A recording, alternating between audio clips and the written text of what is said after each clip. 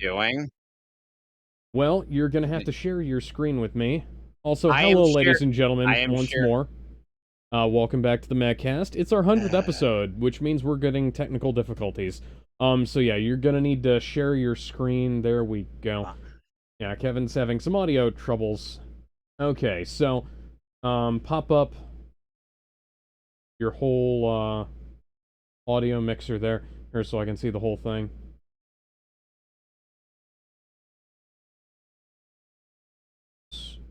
Like, drag the bar down at the bottom so that you can see the whole thing. Okay. So, video capture device is the capture card, right? Yes. Okay. Unplug your switch from the capture card and then plug it back in. It's not the Switch. Unplug your switch from the capture card and then plug it back in. It's the Wii U. Oh, the Wii. Well, whatever. Or unplug the device. Unplug the device. That's what Nintendo said too when they renamed the console. I still can't hear anything. Well, that's just one more thing that we've gotten eliminated from the list of potential problems. So, let's go ahead and scroll on back down. And You my gotta thing's scroll back- frozen. Yeah, it'll do that until it recognizes that the thing is plugged in again. And so scroll all the way back down. Click on Properties.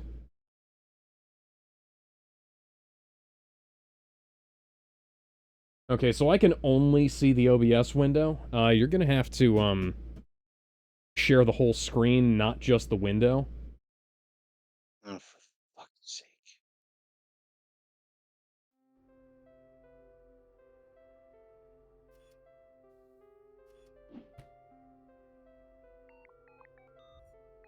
Okay.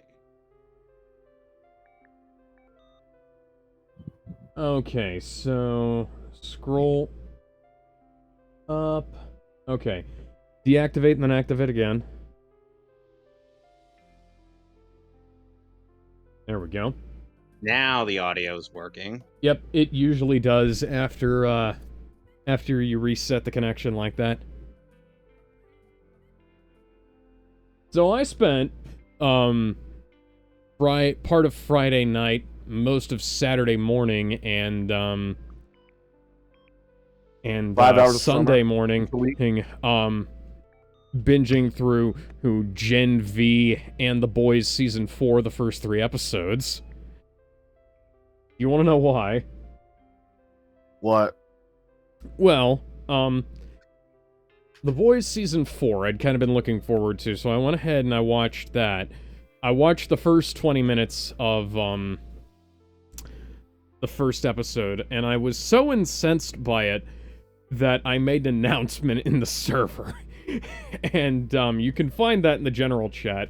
But, Yeah, you literally made it so important that you decided to forego doing anything on Friday. Yes, I did.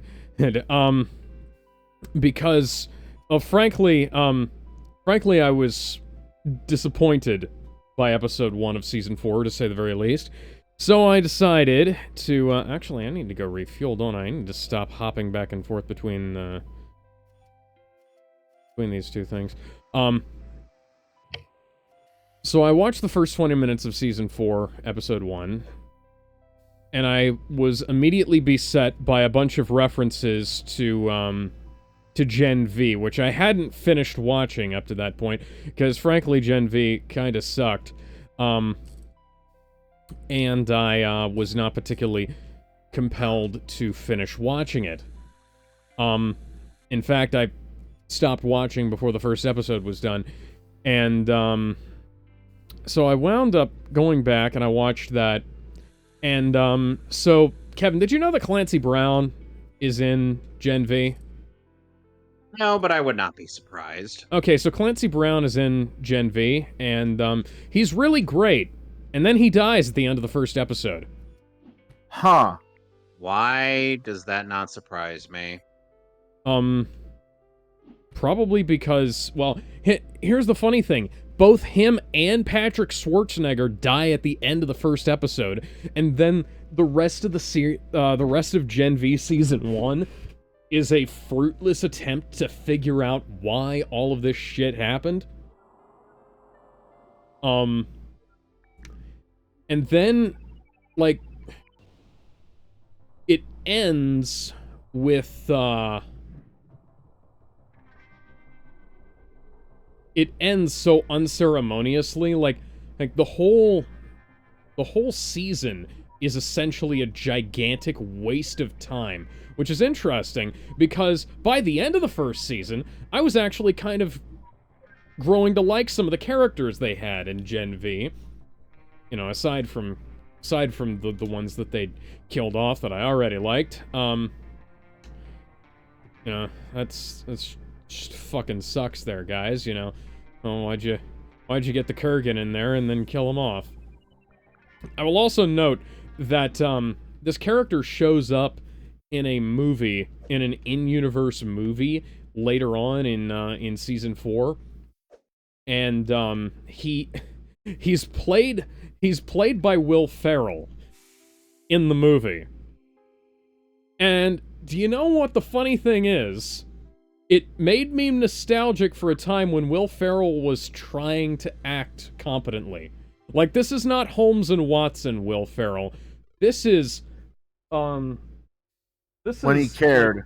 Yeah, this is Will Ferrell, like elf Will Ferrell, you know? Like, he's giving it his all to this shitty fake role, and he's doing really good. And it kind of reminds me of when they had Charlize Theron play Stormfront in season 3. Like, okay, we've created a cameo for the sake of cameo. We're starting to turn into the MCU. And you know, among other things, they're turning into the MCU for. I also couldn't help but notice. Well, yeah, okay. So the reason I went back and watched Gen V is because they bring up this stuff about Godolphin University, and you know, Gen V is based in Godolphin University because it's like you know, it's sort of a takeoff of the G-Men. Like, the actual G-Men team never actually shows wow, up. Someone remembers that comic book. And the X-Men, and, you know, obviously, G-Men are kind of a lame pastiche of the X-Men, but, And they're so stupid they literally don't know who God is.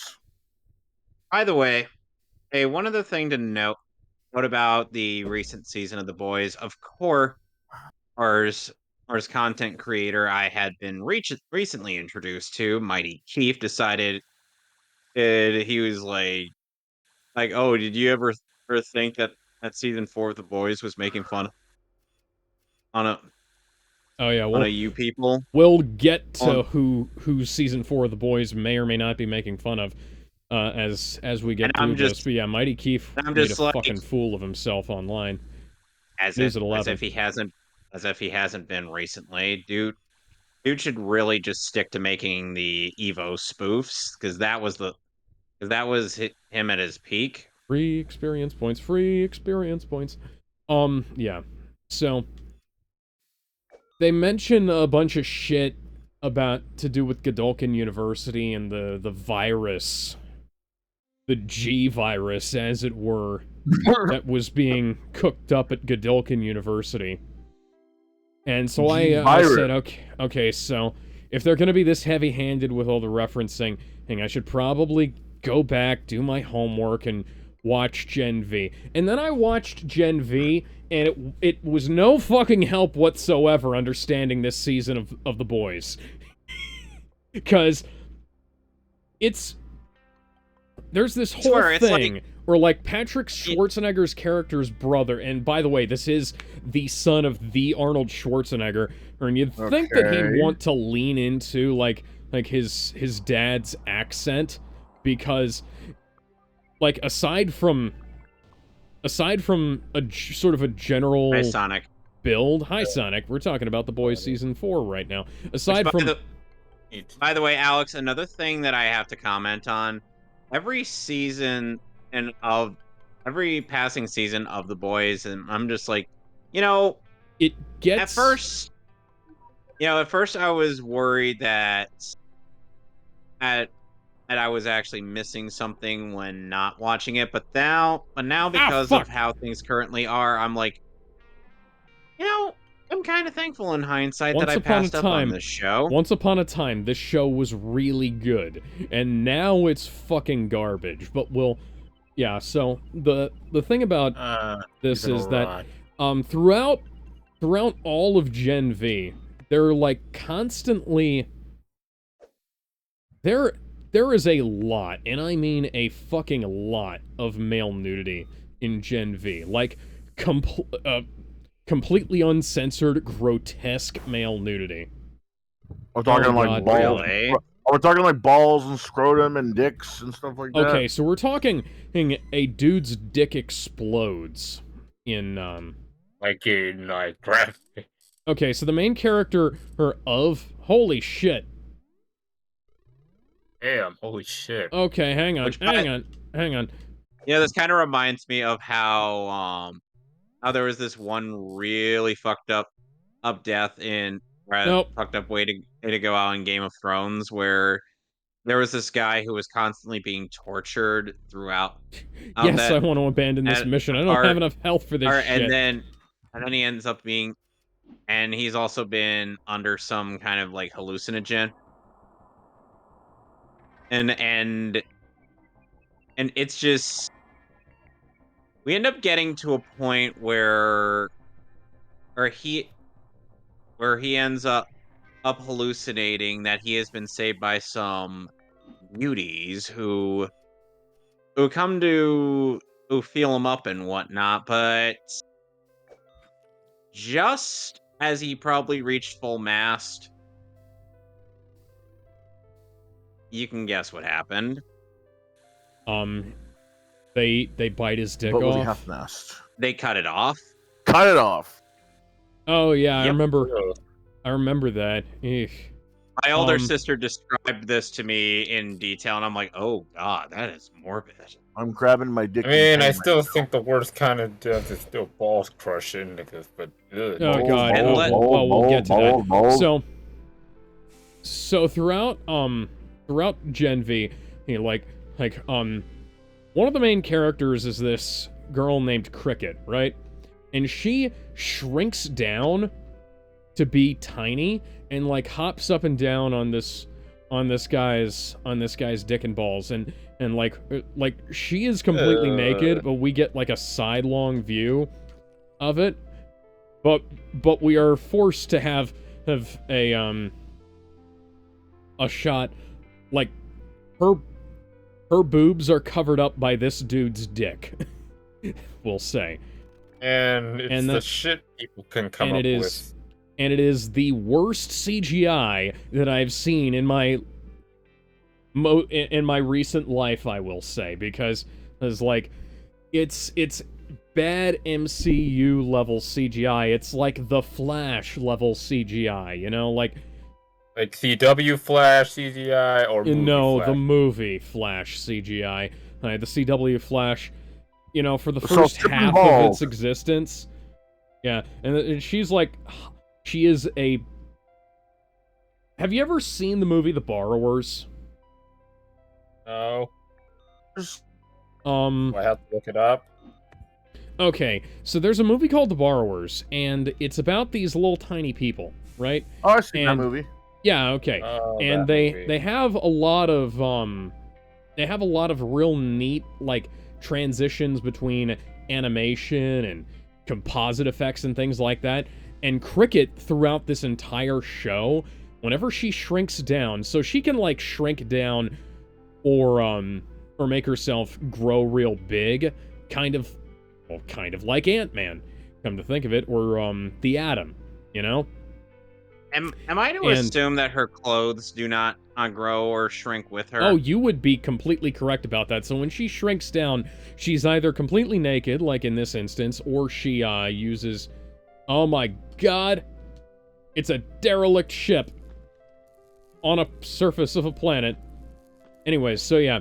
So she either uses, like, tiny doll clothes, or she uses, or she's completely naked, and then when she's large, she's always completely naked. Which is interesting, because they specifically go out of their way to not show anything. There's also, by the way, there's also this bi-gender character called Jordan Lee, and she transforms back and forth between, essentially, it's like Ranma 1/2, almost, except that the character can transform back and forth at will, But and both characters And it's not based on whether or not the character is wet. Yeah, Phrasing. like Jordan can transform back and forth at will, and fuck.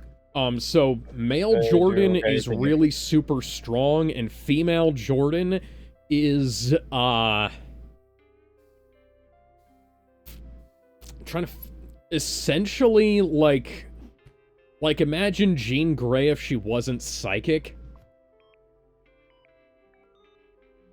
So Adam Eve.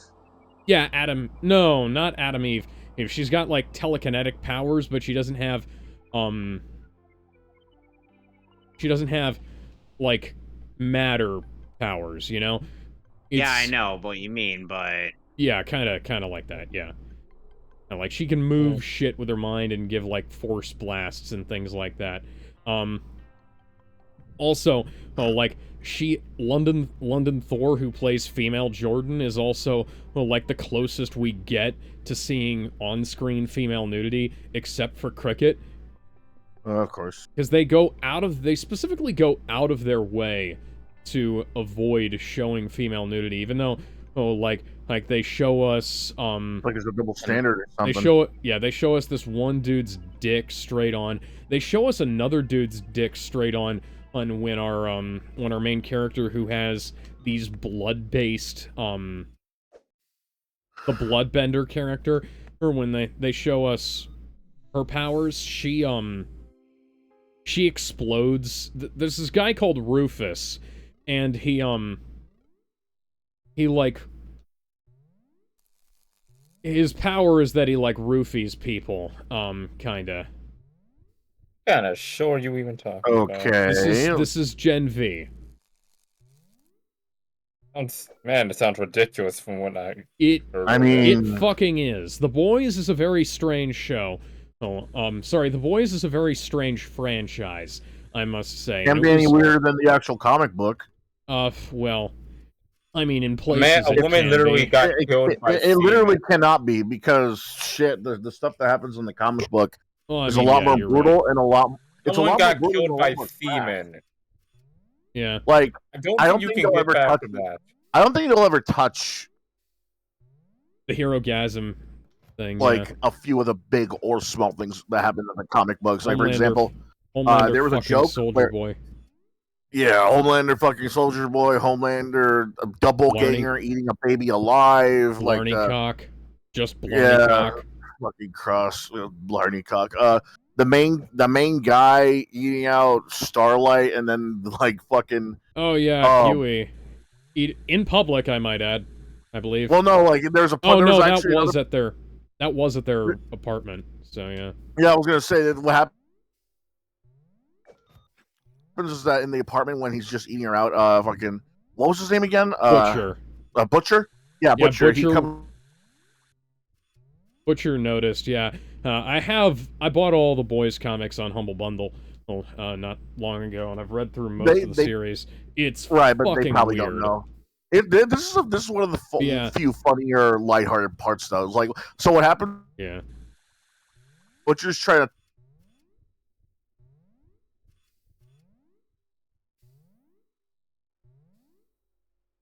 largest widening of eyes I have ever seen him with. And then he's like, "Yeah, you know what? Never mind." And then he just looks in the mirror and realizes his face is covered in like period blood. Yeah. Oh, I thought no, it's gross, but it's one of the more lighthearted parts of the entire comic book. Yeah, that whole thing, like especially the fucking saying a lot. Yeah, there's a character in this show, in the movie and in the book and show called Love Sausage, whose power is having a prehensile penis. Oh God. We see that character numerous times. Just be glad he didn't put that around someone's mouth. Yeah. So anyways, yeah. So Jen. Wait, Love Sausage is literally a dolphin. Sausage. No, Love Sausage is a Russian man with a giant prehensile penis. So he's a Russian dolphin. Sure. Sure. But yeah. Sure. Oh yeah, no, we'll get to the fucking dolphins. But yeah, so there's sadly there will never be any dolphins that are better than the ones in in Hitchhiker's Guide to the Galaxy. So long and thanks for all the fish. All the fish. So sad that it should come to this. We tried to warn you all, but oh dear. Your planet's soon to be destroyed. We need to watch that movie. There's no use in getting all annoyed. The movie has some issues, but I like it. You know, Shredder. It's not as good as like the books or the video game, but people keep saying that. But I will sit down and I will watch that movie any day of the week. Especially in considering, oh my God, Alan Rickman's in you it. Stupid. Yeah. Fucking. As if we're gonna say no to him. God. Fuck. Wretched, isn't it? Okay, so you better not complain about me stealing your goddamn biscuits, cause you are too stupid to fix your goddamn hull repairs. Okay, so that's good. Anyways, so yeah, so that's offline. That's amazing. Let's see here. The reactor is good. Where is... Kidding me?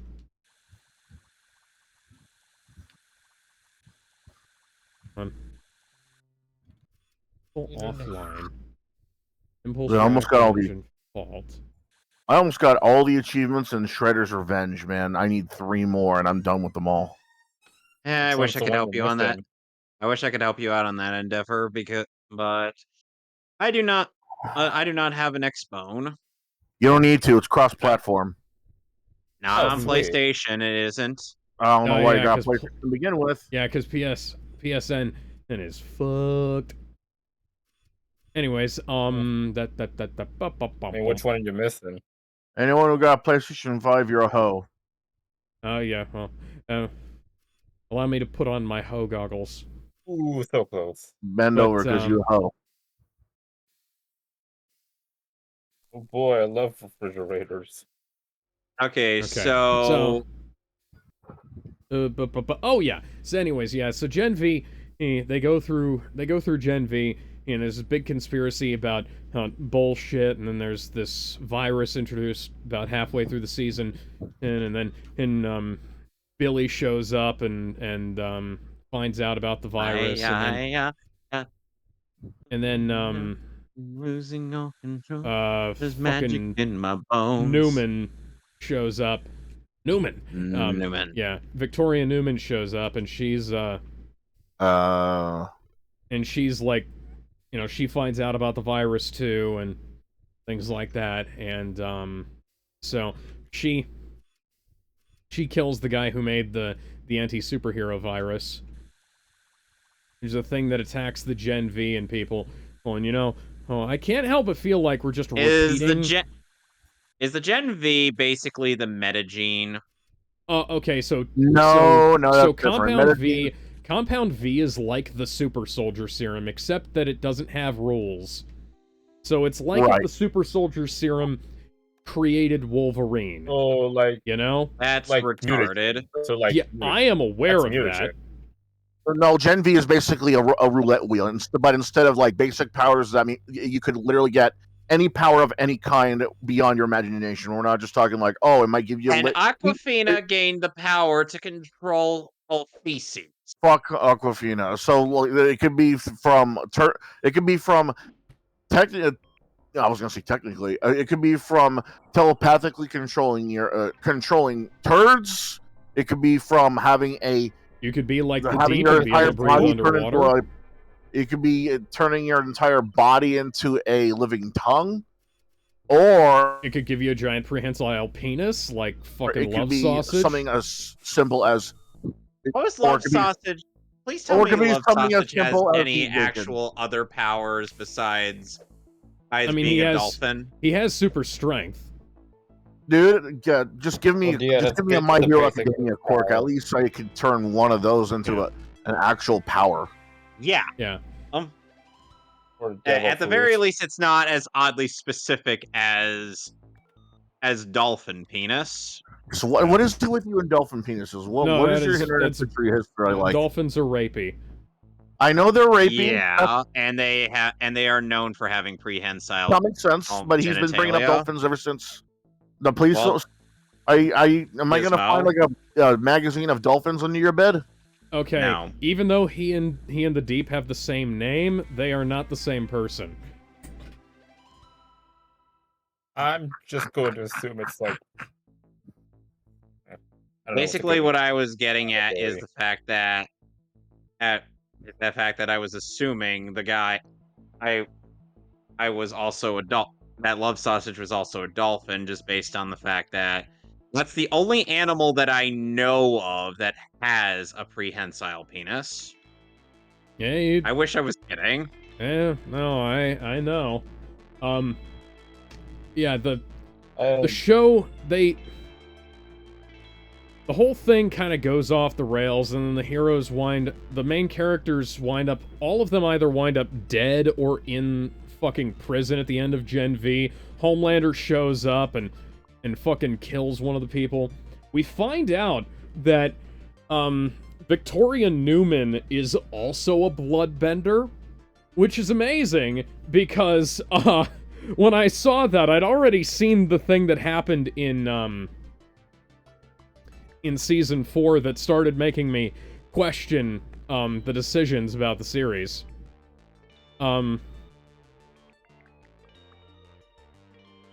So yeah,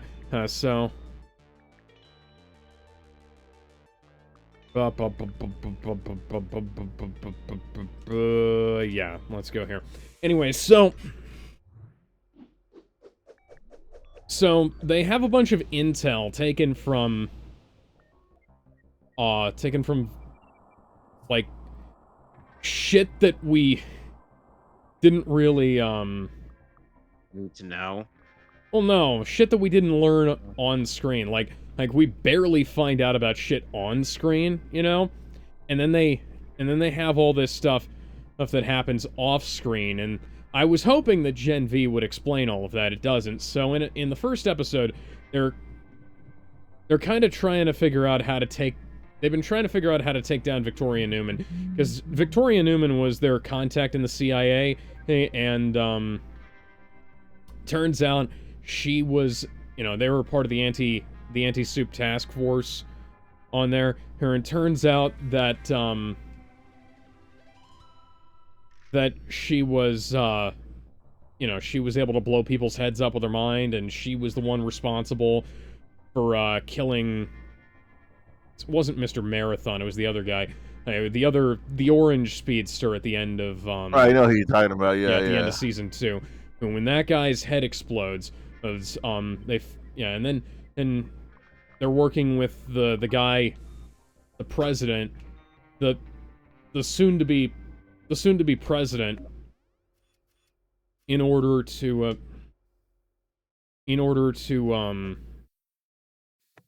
not wind up with her in the White House, because she can just think and he's dead, essentially.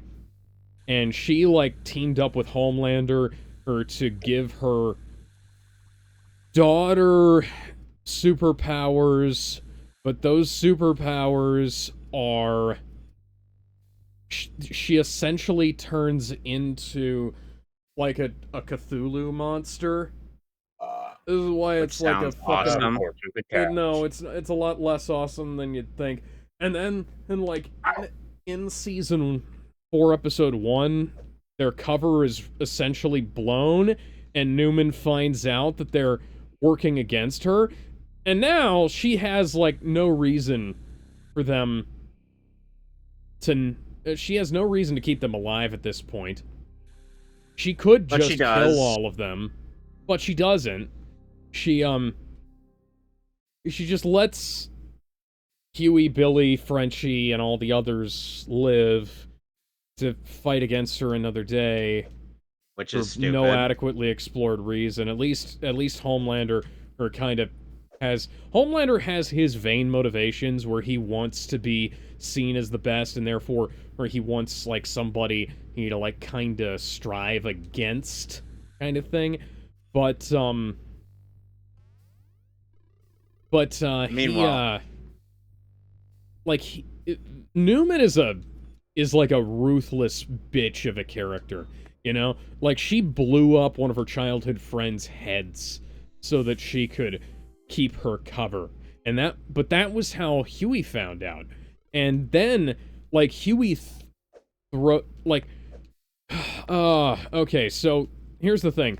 The thing about Soups in The Boys is that they used to be, like, some of them had, like, superpowers, like Homelander is essentially like a weaker version of Superman, and, you know, translucent, he had, like, practically bulletproof skin in addition to being able to turn invisible. But, like, Victoria Newman, her powers don't make any fucking sense. What's her power? Like, okay, so in season 2 and season 3, she could blow people's heads up with her mind. In season in Gen V, she's a bloodbender too. It's like, okay, you can say that that's what causes the head to explode. like, that's what lets her explode people's heads. Right. And that's also, like, why she's not, that's why she's not able to, like, you know, do what other people who can explode heads do and, like, read people's minds, and that's why she hasn't figured out how, you know, who's after her, so to speak. But then, she's bulletproof in this. Like, Billy walks right up to her with a .45 caliber pistol and shoots her point blank in the back of the head. Nothing. Fucking nothing happens. And then, Huey throws acid on her, and that's supposed to be her super secret weakness, and it does nothing. And unless they've, like, got an explanation, first off, they didn't actually explain where they got that information from. They just said that they got it from Red River Research, where she was. And, acid, like hydrochloric acid or like something like that. Some super anti-soup acid. Or citric acid or whatever the hell. Just acid. It melts through her clothing. I will also note that this is a series where people's clothing burns off, and Huey throws it directly on her face and chest, and it just shows a little hole in her shoulder, you know. No boob showed off. Not that I'm saying they have to, I'm just saying that with the amount of male nudity we see in this show, it would have been nice. Have to, it's only fair. Yeah, it's like gender equality, people. These, you know, if you're gonna show me if you're gonna subject me to 12 penises in a single episode, and I am not kidding, I fucking counted. These, oh, for fuck's sake. I got blob monsters.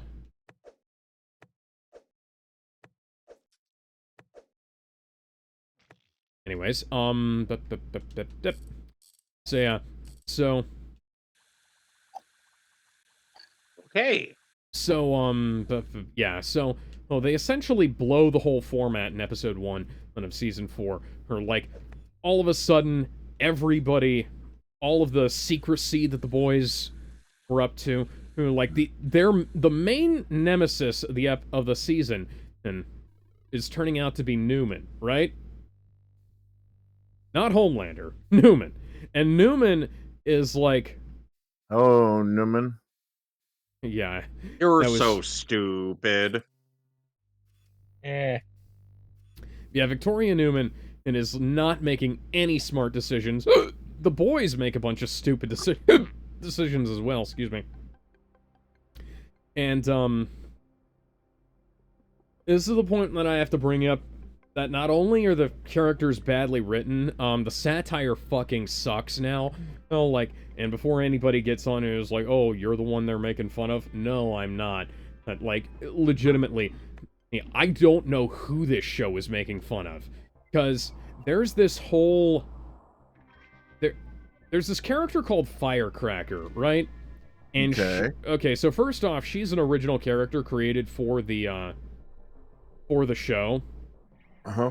Kind of like Sister Sage. Now, Sister Sage is the smartest person on the planet. And she is also, like, she's this somewhat aloof, character who, like, she's like if Lex Luthor was black and female, you know? And So combined, Waller. like, she is ruthless too. Like, she participates in like a false flag operation to try and make like, she throws shit at, But I'm guessing she has nowhere near the same level of charisma as Giancarlo Esposito. Oh, actually, I'd say, hey, she's pretty close. She's like as much of a fucking cunt as Homelander is, to borrow Billy's terminology real quick. Like, yeah, but I'm more going for actual levels of charisma. Yeah. Isn't well, like, isn't there like, but isn't the difference is that Homelander is a whiny bitch? Yes, but Sister Sage isn't like a whiny. She's not a whiny bitch. She is legitimately the smartest person in the room, and she's fucking sick of being the smartest person in the room. So, you know, I was kind of feeling her for a little bit there. Idiot situation. Yeah. But aside from that, Homelander like goes to her and is trying to get her to set things up so that he can like more easily take over the world without you know, people, you know, essentially he wants to create the soup master race, so to speak, and he needs a beautiful black woman's help to do it, which is funny because the last time he tried to do that, it was with a literal Nazi.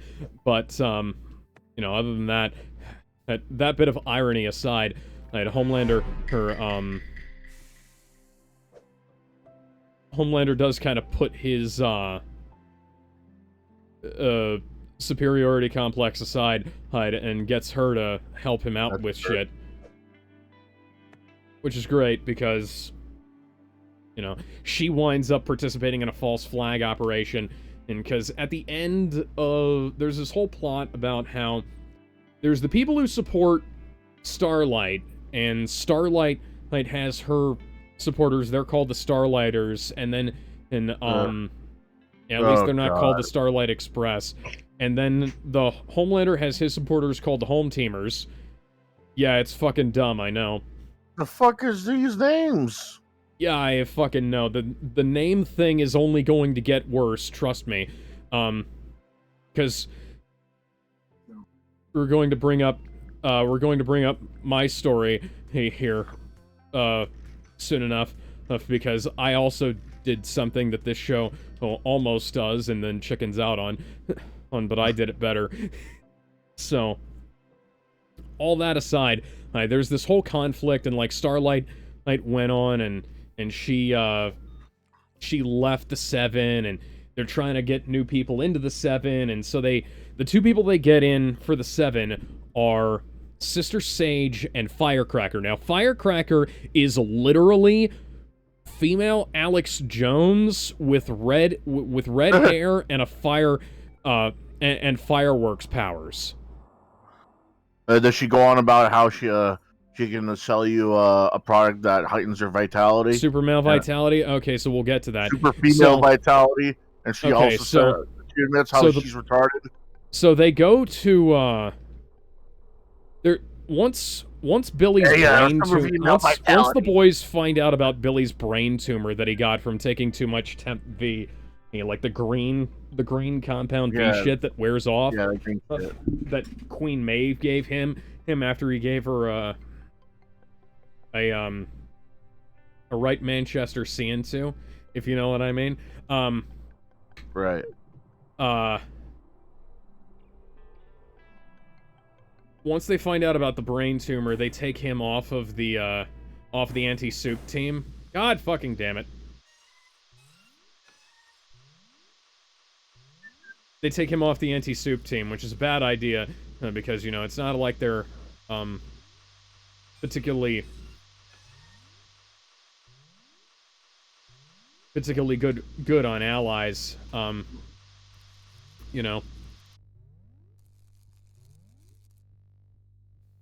And, they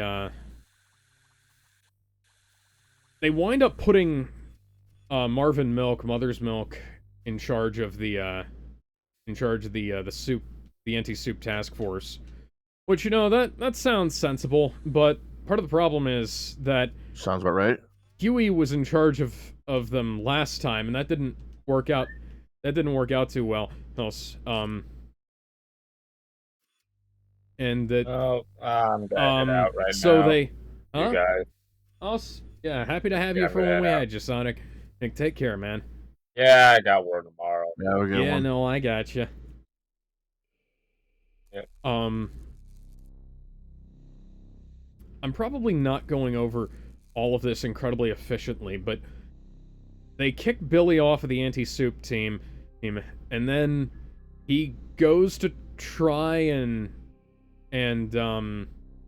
make a deal with Victoria Newman to take out Homelander, and then that doesn't seem to really go anywhere, but we are only 3 episodes into the season so far, so who knows where they're going to take that. A Firecracker is somebody who she might as well be renamed to Exposition and Von Cuntington, because that's what she is. Judging by your nickname for her, you don't really like her that much. Oh no, I love her, but mostly in terms of I like how she looks and I like the outfit. It's a shame that The Boys doesn't have more Rule 34. I'm sure they do somewhere. You'd be surprised, because I've gone looking for it and there's not a whole lot. But yeah, it's like the outfit she's got is fucking amazing. Like there is some nice absolute territory going on with that outfit she's got. But like she gives us this exposition that retroactively makes Starlight into a fucking asshole. Which is unfortunate because Starlight already had enough working against her after the last season. And I understand that she's trying to protect Huey, but at the same time, I'm like, Huey just wants to fucking help, and if she'd let him, things would be a lot easier for everybody. Anyways, so Starlight, back when they were 12, literally, that's what the show says. They're called the 12 now? So when Starlight was 12 years old, and on the like superhero pageant circuit with hey, I got an upgrade unit with Firecracker. She told the judge, she told all of her other people who were in the pageant with her that Firecracker only got into the contest by letting all of the judges fuck her up the butt. Did she? No, not that I'm aware of, but Huh. but you know, so they retroactively made like pure-hearted, naive Starfire into a fucking bitch. That's fucking fantastic, guys. You know, you can't just stick to ruining all the other characters. You have to ruin her too. Let's see. Need 3 upgrade units to add a warp coil. And the hell is this? The SS will explode. The SS will explode. It was commissioned after the destruction of the SS Invincible and Steadfast in the hopes that it enjoyed more success but not tempting fate. It was captured and stripped for parts by the enemy when its self-destruct system failed to activate. That's amazing. Anyways, so yeah, so she becomes female redhead Alex Jones, and she has this posse of simps, right? And her simps are basically just one guy who has multiplying powers, who goes into a hot sauna in order to have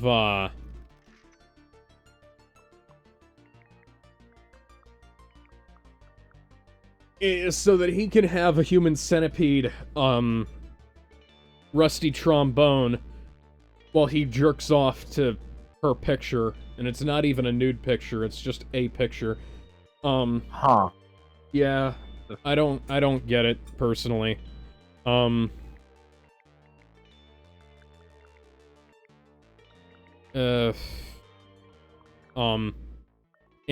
she's like, she's talking about stuff like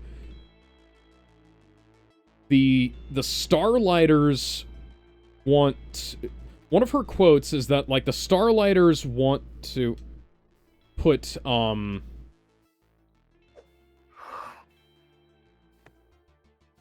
they're giving kids vaccines that cause autism, and not like the Rain Man style cool autism. Him either. Like he can barely tie his shoes kind of autism. Well, here's the funny thing. Vought is literally putting stuff in the vaccines that give people superpowers, so having autism-causing vaccines would be not even as much of a stretch as everything else they've got going on in this show. And considering Sister Sage is what she is, like she is Albert Einstein meets fucking, like, Einstein meets Joseph Goebbels meets, Sheldon from The Big Bang Theory meets, fucking, she is goddamn, like, she's Rain Man autism if Rain Man had more social skills, you know?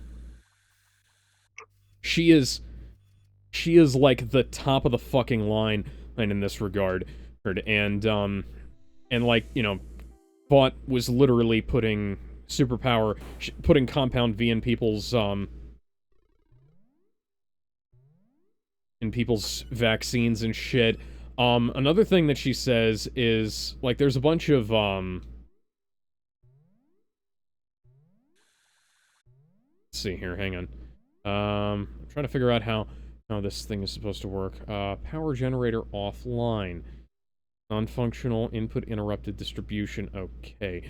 So what's going on with this thing? Is that Not gonna... No. What the fuck? No? Okay, maybe... Okay, so I need to So, go patch in things up. terms of positive news, Alex and I have finally finished Gurren Lagann. Yeah, so that was actually a nice reprieve from my 3 days of bad television, and was I got to see Fate Unlimited Hype Works. Basically, a Tengen Toppa Gurren Lagann, the mech, not the show. Yes. Um Now, since we Oh, had I'm finished the sorry, show, buddy. I'm not able to help you will you without be? Are dying, you able so to articulate your thoughts on the last few episodes we watched? I believe calling it Fate Unlimited Hype Works is the best summary. We're I gonna mean, do there are the other. impossible, we'll see the invisible, we'll think the unthinkable, we'll break the unbreakable. Row, row, fight the motherfucking power. Yeah. So during that commentary, I feel like I went a little Yeah, too Kevin. hard with my. Yeah, Kevin was quoting the show. Oh, and where did this credit shit come from? And he went all out on it. And, oh yeah. So Is there's a thing. let's be realistic here. If I didn't go all out, what would be the point? Yeah. Um, the, trying Fa to fa fa think fa. here. Um, oh yeah. So there's that thing. And, there's also literal human trafficking going on, and then she says something about how the Starlighters wanna create fucking gender neutral bathrooms and traffic in like kids that they've forced to be transgender and stuff like that. And That's a Sounds thing, like though.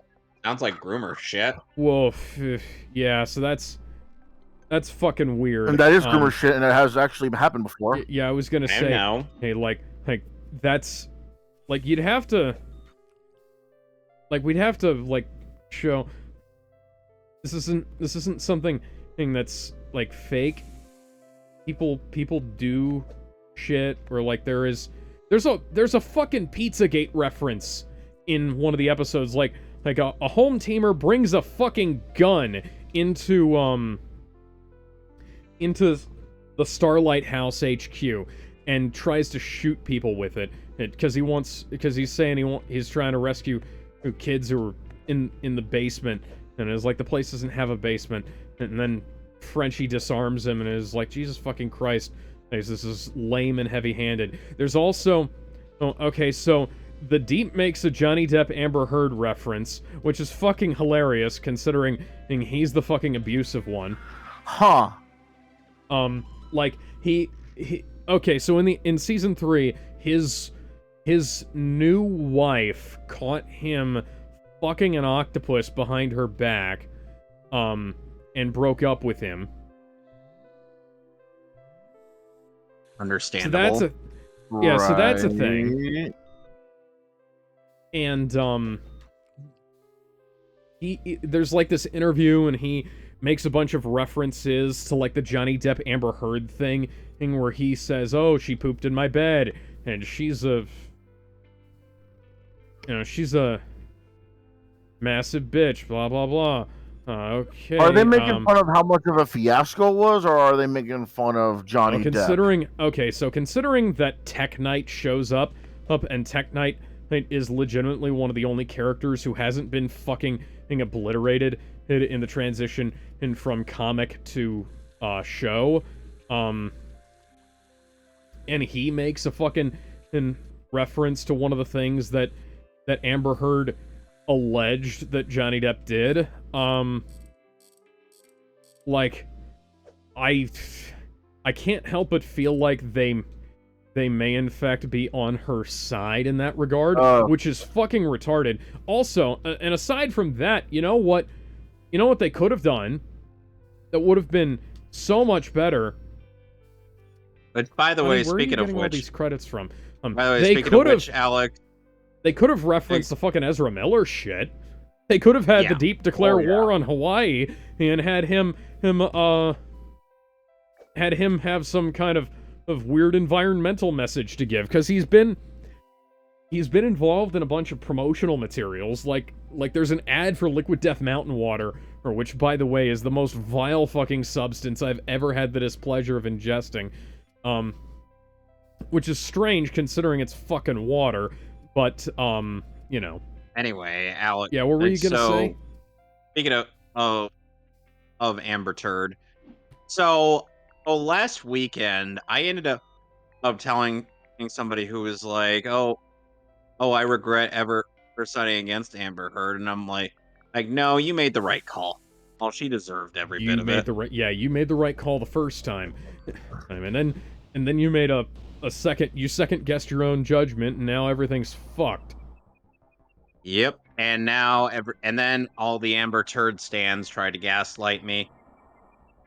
And then and of course tried to bring up like, oh, Johnny Depp Oh yeah, and someone the ended thing up that he said about how he fucking hated her and wanted her to die after all the shit she put him through. Yeah, I can't fucking imagine why Johnny would be incensed about that. Yeah, but people all ended up taking that as though that's something Johnny actually would have gone through with. Well, considering he had ample opportunity to do it and he fucking didn't, and I'd consider him having, I'd say that he had the patience of a saint. And on top of that, they also try to deny the court case. Oh yeah, that's shit. And oh yeah, by the way, there's a reference to so in the Kyle Rittenhouse case, there's a reference to like the judge in that case said, you know, the purpose, you're gonna have to refrain from calling the people who were killed in this victims, because the purpose of this court case is to determine whether they were victims or not, which is a standard and perfectly reasonable thing to do in a self-defense case. It's there to prevent the jury from being biased by nature of the language that the characters that the people use. They also try to insist that Amber Heard was not considered guilty, even though she very much was. I mean, they said that the shit she said about, I mean, the stuff that she said about Johnny was false, and nobody else would have been able to cut off his fucking finger. So I don't know what the hell else. But somebody he up and down tried to insist that Johnny did that to himself and left a message in blood. I'm like, I mean, he might have left a message in blood, but that would have been after she threw the fucking wine bottle at him that fucked up his hand. And I'm like, you people are insane. Oh, you are making up so much bullshit. Oh, you know, it's... I had to deal with this bullshit. Yeah, Depp man to which bad. I'm like, y'all are abuse apologists. Yeah, legitimately, like some of the shit that they put on in this is like it is close to abuse apologia, like especially when Tech Knight makes his weird fucking in reference to the case in Gen V, but like during because at the end of season 3, Homelander killed a guy who threw a can of soda at Ryan, right? And obviously, that's not something you should do, even in even if they didn't have superpowers. You don't just, let's assume that this was a regular father and a regular kid, and somebody throws a can of Coke, even if it's full, at my kid, and I'm not gonna pull out a gun and shoot him unless things go further south, you know? I mean, you want to, yeah. But, we are reasonable human beings in this part of the world, and we are not just going to to murder everybody who gets on our bad side, you know? Oh, like, there are laws and things for a reason. Call 911. Call console offline, impulse engine fault. Like kids, that's another story. Yeah. I'm shooting because you fucking killed my Like, kid, we can... Yeah, but like, throwing a can of Coke at his head, it is something else entirely, you know? Well, like, even if you fucking hit, you know, I am not... While I am, you know... You could argue that, oh, you shot him back after something like that. You could argue it's self-defense, but that's like a huge... Well, if he, you know, if there was, using a fucking gun against a guy who... Functional at receiving power. Well, why is that? That's like stabbing someone because he said you're a cunt. Oh, he made fun of me. Yeah. Okay, and There we go. That doesn't excuse you for, plunging a knife in his body. You know, it's like, oh, he threw a can at my kid. But, okay, yeah, that's not good, but that doesn't...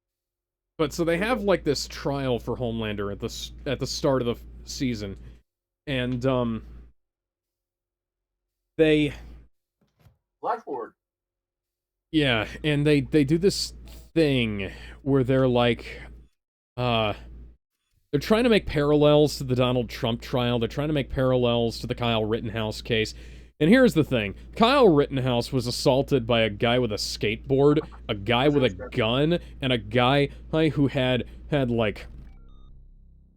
A guy who was willing to keep going at him even after he'd been told to stand down. And...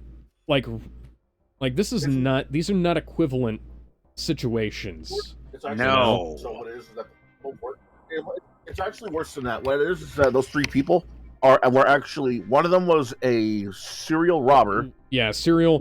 Well, another serial one robber, was a wife drug beater, addict who just gotten out of rehab, had a wife abuser, and the other one was a pedophile. And the last one was a known pedo. And they can all burn in hell.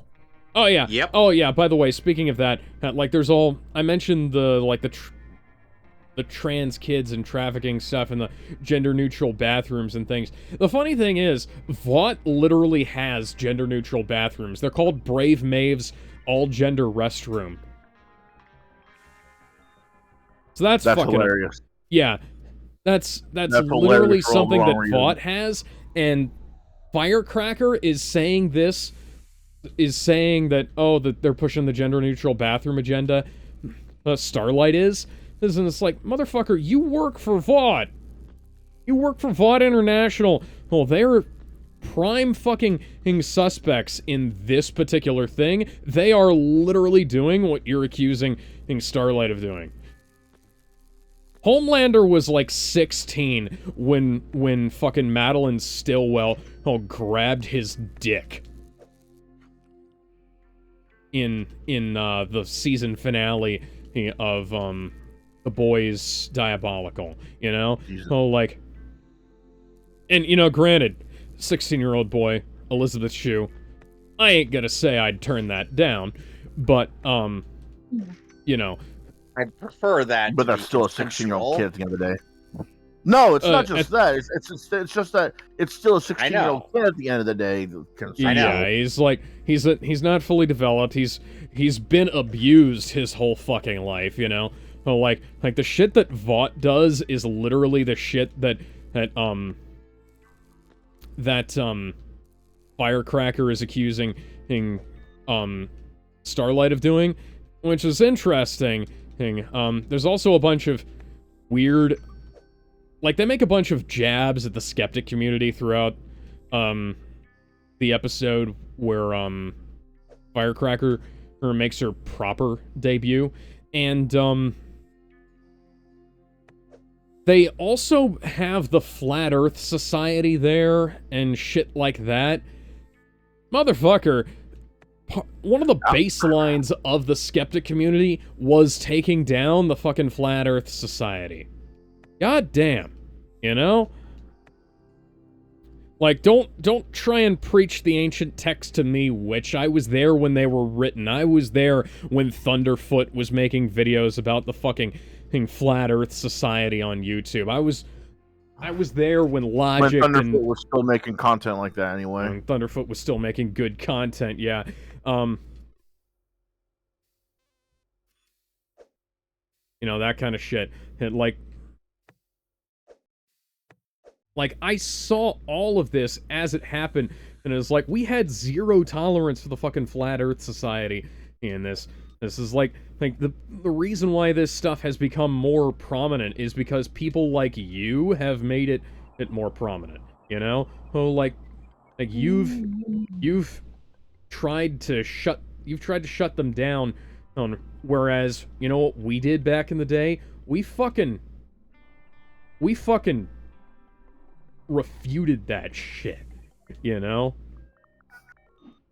Like, you tear out a man's tongue, you're not proving him a liar, you're merely proving that you're frightened of something that he has to say. In a situation like this, it's like, where you've got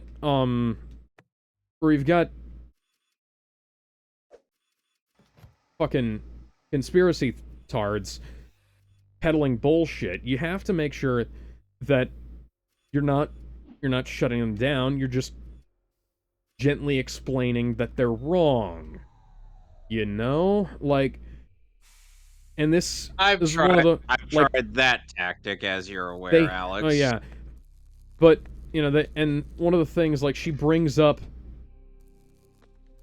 like, fucking says, like, Tom Hanks is, like, trafficking in children or some shit, and the guy who accused him fell off a bridge, and it's like, what are you talking about?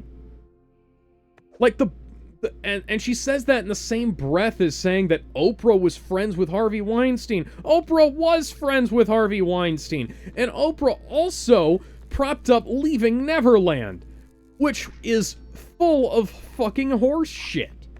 Like, it's the same fake-ass... Like, Kimiko, the female, is one of the few characters who escapes this this batch of 3 episodes unscathed, because she still retains some of the things that make her what she is, except that her fucking boyfriend, Frenchie, is now gay for the guy that he made an orphan back in season 2. And, you know, he's always been bisexual, and he's always been French, so there's a little bit of something going on there. Or, like, he was interested in the weird shit they were doing at Herogasm and everything. But, like, they spent all of season 3 developing her and Frenchie as a couple. Like, that was one of the things they did in the background. And then they brought this shit up, and she explicitly says, you and me are not happening, but you can go be with Colin if you want. And it's like, Colin, the guy he made an orphan by killing his parents, that's a great idea. And then Frenchie takes a bunch of hallucinogens and sees the ghosts of all the people he killed. Which I'm sure is pleasant. That's fantastic. They also have some really cool imagery. You know, like Gen V also had some really cool imagery, like Patrick Schwarzenegger's brother, not his literal brother, or like the brother that Arnold made when he fucked the maid, but like his in-universe brother, Patrick Schwarzenegger's brother, or was like, he was hallucinating and he was tearing apart these Muppets in like a batch of confetti and everything. That was really cool as imagery. So was and so's all the other cool shit they did with Frenchie's weird hallucinations. But you know what's not fucking cool is them just doing that for basically no reason and wasting a bunch of time. And that's what this amounted to. But yeah, Frenchie... So for those of you who don't know, Frenchie and Kimiko, in the comic are kind of a thing, and they were more leaning into them being a real big thing because they have this whole musical number that comes out of nowhere as well. In season 3, but no, we're just gonna throw away all of the all of the character development those two had, and it's not like, like I said, it's not like Frenchie wasn't always a little bit, potentially planned for both teams, but they were developing him and Kimiko as a couple. And then they threw all that away. And you know how displeased I am by breakup arcs and love triangles and things like that. I'm very aware. Yeah, I fucking hate this, cause it's just fucking lame. There's no reason to do this. There's... So, Yeah. well, Alex, Yeah? you remember me mentioning earlier about Mark and Amber breaking up for good in Invincible Season 2, right? Yeah. Okay, so the reason for that was there was actually, I might say. there was actually, the weird thing is by that point in the season, it's like, it sucks because I was actually kind of rooting for them now because Amber was actually far more understanding than she was in the first season. Amber became more tolerable, and then they had to make her go away. Yep, and that was because of Anissa, who in season 2 of Invincible is voiced by the same person who voices Billy Butcher's wife. Huh. And she does some pretty heinous things in the comics. She's like Stillwell if she had powers. Let's put it that way.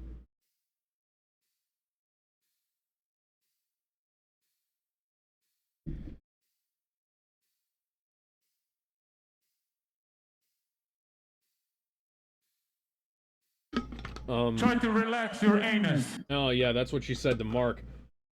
But yeah. So... let me see if there's anything. Oh, yeah, so... well, there's a thing in... so, Vought has a fighting game, right? And, is it anything like Pharaoh Fighter? No, it looks a lot more like a rejected Mortal Kombat clone. Frankly, they should have a... rather than just having, like, The Boys crossovers and other things, they should have The Boys... an actual The Boys video game. Like, even if it was just a lame-ass versus fighter, it'd be... like, it'd be better than nothing. Like, they have a bunch of merch for the show. And they have a bunch of tie-ins. But they don't have, like a video game. And they should. Excuse me. And they should also have, like a... excuse me, like a faux Saturday morning cartoon version of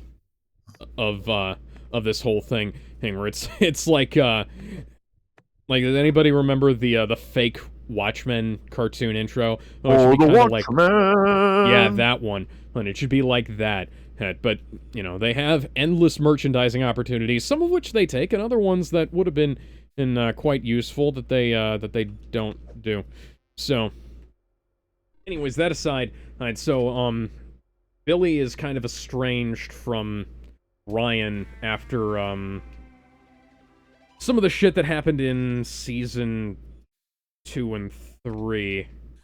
It's like, Billy was the one who was kind of left looking after Ryan in Season 3, but, and then he's teaming up with Jeffrey Dean Morgan to try and get him back, and then, like, Billy starts showing, like, some more humanity rather than just pure ruthlessness. And that's, that's cool. It's sweet that he's trying to maintain some kind of connection with Ryan, and even though Ryan indirectly wound up killing Becca, but,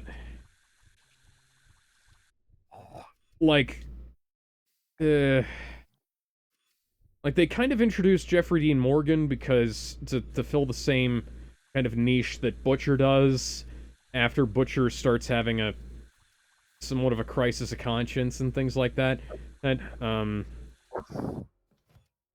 things, I don't know. But Billy and Ryan play this fighting game game that's essentially like Mortal Kombat if it was... It's like Funny. Injustice for Dynamite Comics, you know? Where it has, like, members of the Seven and Payback and shit like that.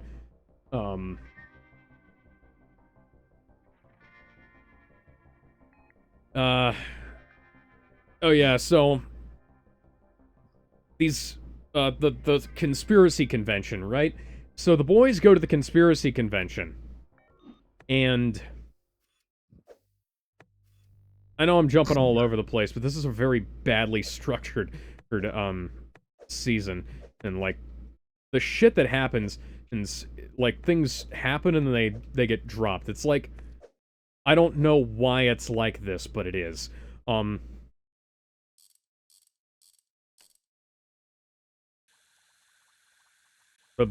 Yeah, so they go to a conspiracy convention, and then,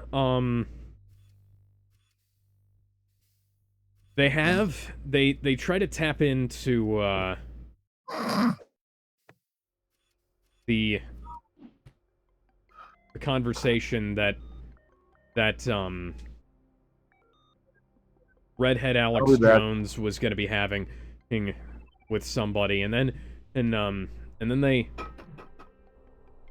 they find out that it was a trap. It's a trap! And, let me guess, it had a penis?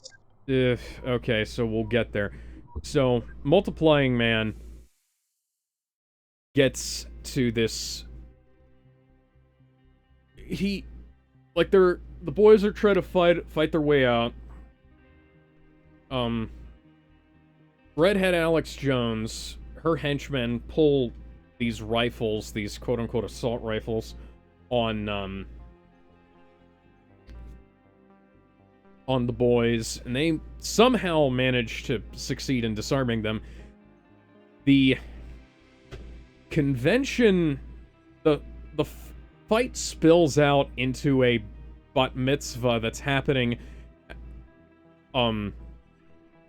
across the convention center from them. So that's interesting. And Mother's Milk beats some of the anti-Semitic characters to death with a brass menorah. That's fucking amazing.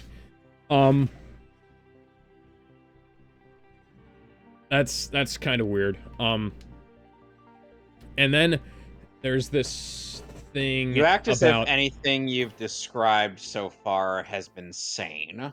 I don't, actually. Good. I'm not presuming that any of this makes any sense, because I couldn't make a whole lot of sense of it. So redhead female Alex Jones has this conversation before all this happens with Sister Sage about how, you know, it's like they're trying to paint her in a sympathetic light and say, you know, oh, hey, at least I give somebody something to believe. I give these people something to believe in. Do you want to believe that everything's fucked and there's nothing you can do about it, or do you want to believe that you're fighting to save the world from a secret organization? And it's like, well, we could believe in reality. Ever thought about that? No? Okay. So that's great. Trying to think, because there's more weird shit that happens. Oh, hi, Dripberg. Oh, Beta Quadrant. Food distribution. Well, I'll need to, well, I guess I need to go install the hydroponics bay. Anyways, I'll be right back. I have to go to the bathroom. But I will continue with my breakdown of this.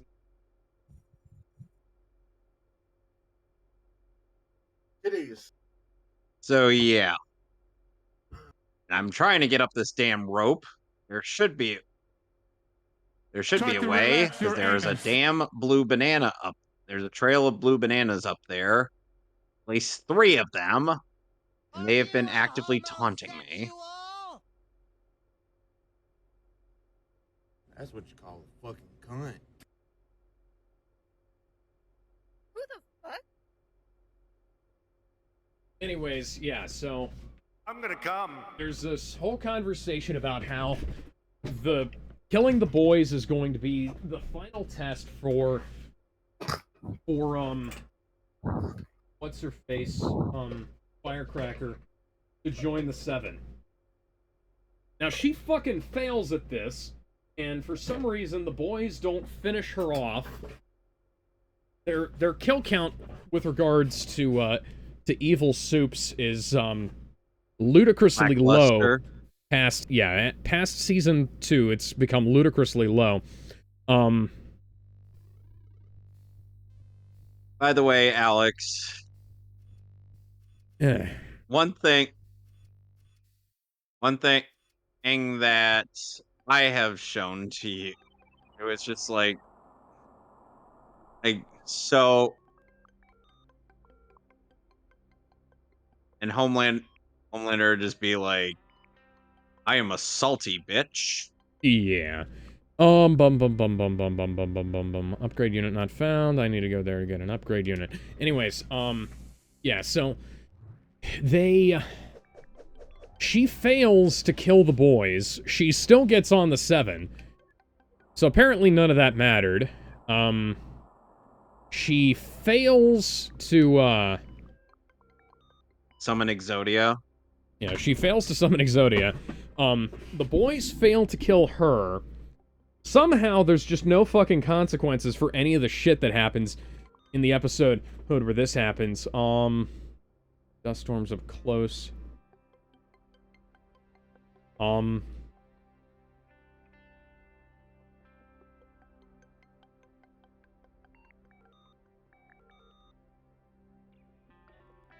Okay. There we go. Yeah, finally. So there's just no consequences for a bunch of the things that happened so far. Or there may be consequences later on, but it's going to be a little bit too little too late, because this is the kind of stuff that should have immediate hammer-on consequences. Like, the moment Newman finds out that the boys are after her, she should pop all of them. The moment that, oh, there's this ridiculous thing in episode 3, where, they're going to Vought on Ice, which has, like, this song, Let's Put Christ Back in Christmas thing in it. Is fucking goddamn stupid, which is interesting, because, like, Homelander doesn't believe in God, really. He has the whole, the only big man in the sky is me speech, right? And he's just using this to, like, manipulate people, right?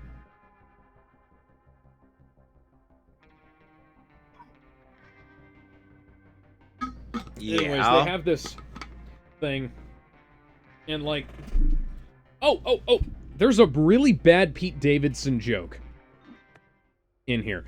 So, like, Mother's Milk's wife broke up with him back in season 3. This happened between seasons, by the way. Okay, so she broke up with him and got with this guy named Todd. And Todd is this Homelander fanboy who is, like, he's Homelander's biggest fan, You're apparently. number one fan!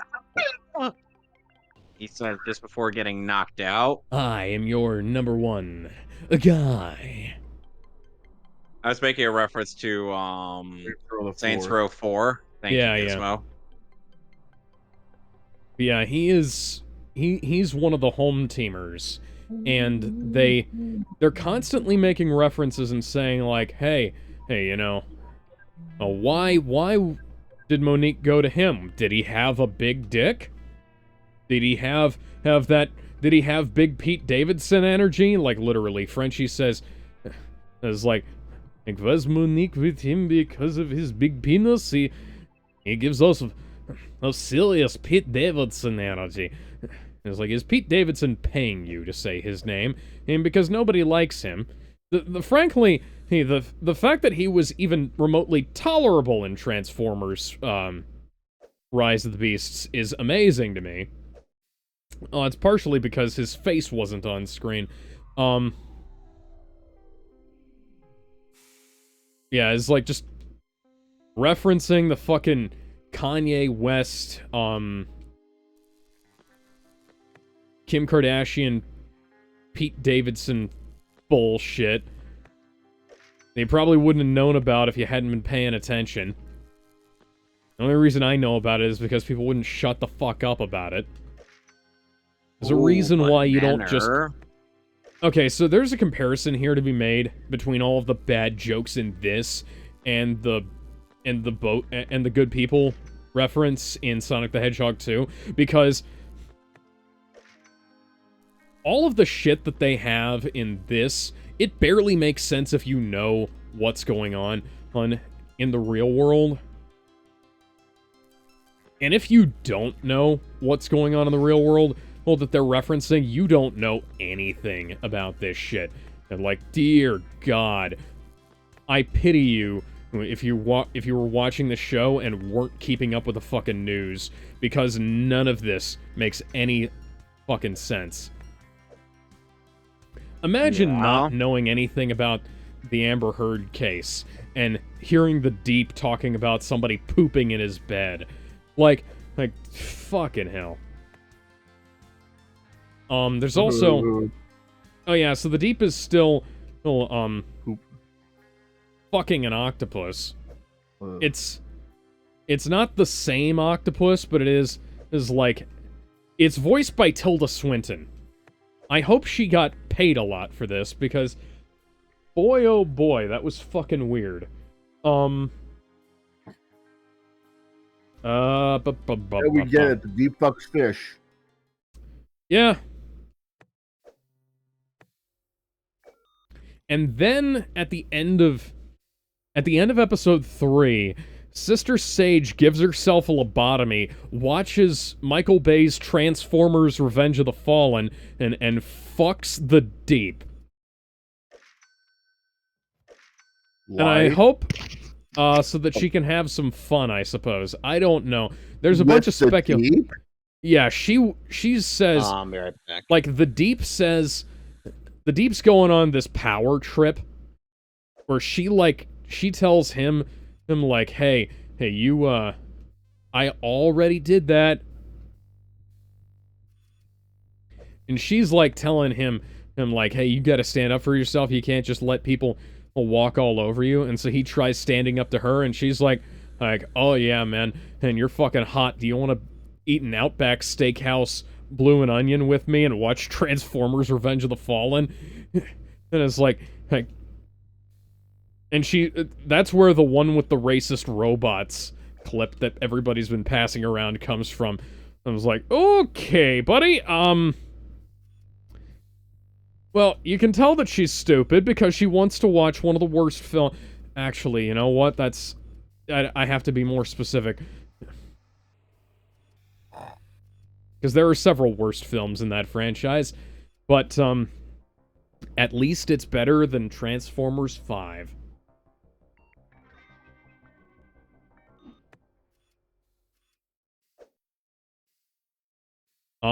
Anyways.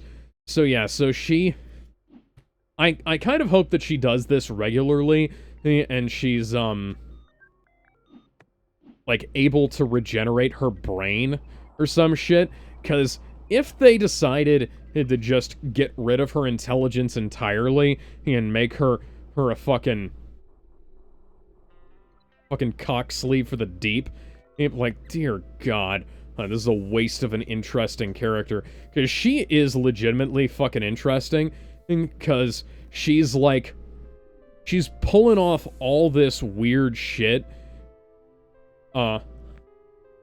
basically as a mental challenge, where she's like putting together false flag operations where like the Starlighters and the Home Teamers are going up against each other. Oh yeah, so Todd, Homelander's #1 fan, Homelander gets him and a bunch of other Home Teamers together, and he has the Deep, the new Black Noir, and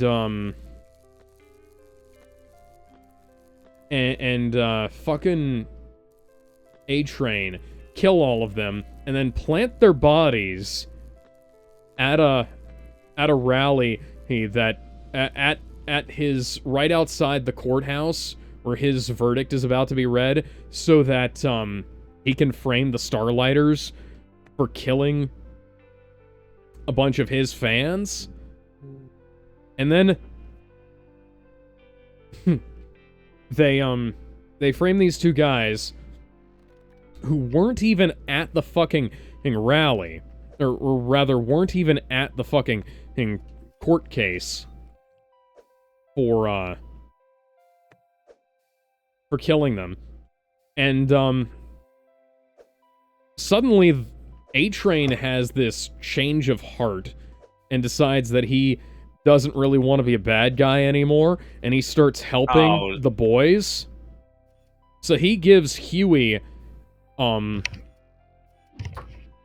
Starlight the surveillance footage of the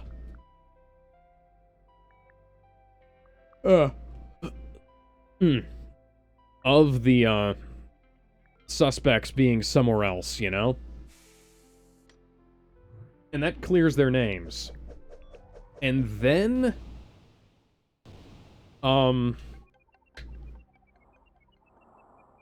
Mother's Milk kind of starts working on him. Now, you'd think that Starlight would say, hey, this isn't a good idea. He kind of sold out Drummer Boy when he's Supersonic back in season 3, you know? Oh, you remember that? You remember how he fucking stooged for Homelander and sold out a member of the Seven who was kind of looking to turn tail as well. But then, like, they're making this movie where apparently they start shooting right after they approve the script, which is not how any of this stuff works. And these people are in Hollywood. They should fucking know what Hollywood is like. But they clearly don't. They're clearly just making shit up for the sake of making things happen in the show. So this is where the Will Ferrell cameo comes in. Will Ferrell plays the character that Will Ferrell plays in the fake movie the character that Clancy Brown was playing in Gen V. Now, if they hadn't killed him off, I'm gonna, like, for once in my life, I'm going to quote Linkara in a positive sense here. If you hadn't killed this character off, you would have been able to do something really cool with him and have him show up in The Boys main series rather than having to have an actor play him and make me nostalgic for the time when Will Ferrell was fucking trying instead of making films like, hey, you know, Step Brothers. Step Brothers was a good film. Holmes and Watson was not a... The Other Guys was also a good film. But Step Brothers... Mark Wahlberg had surprisingly good chemistry in that. Yes. Step Brothers is the one I'm referencing specifically because... Ron Burgundy. Oh, yeah. Anchorman, The Legend of Ron Burgundy. Great fucking movie. Hey, Elf. Yeah, I was referencing Holmes and that Step Brothers specifically because him and John C. Reilly are in Holmes and Watson, and that movie's fucking atrocious.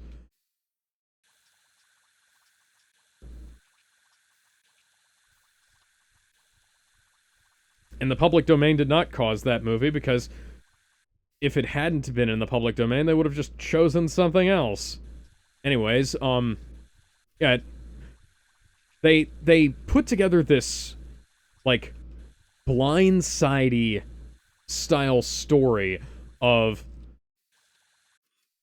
A-Train slinging dope in the ghetto to try and make a living, and then Will Ferrell coming to like convince him to go out for like track and Godolkin University and shit like that.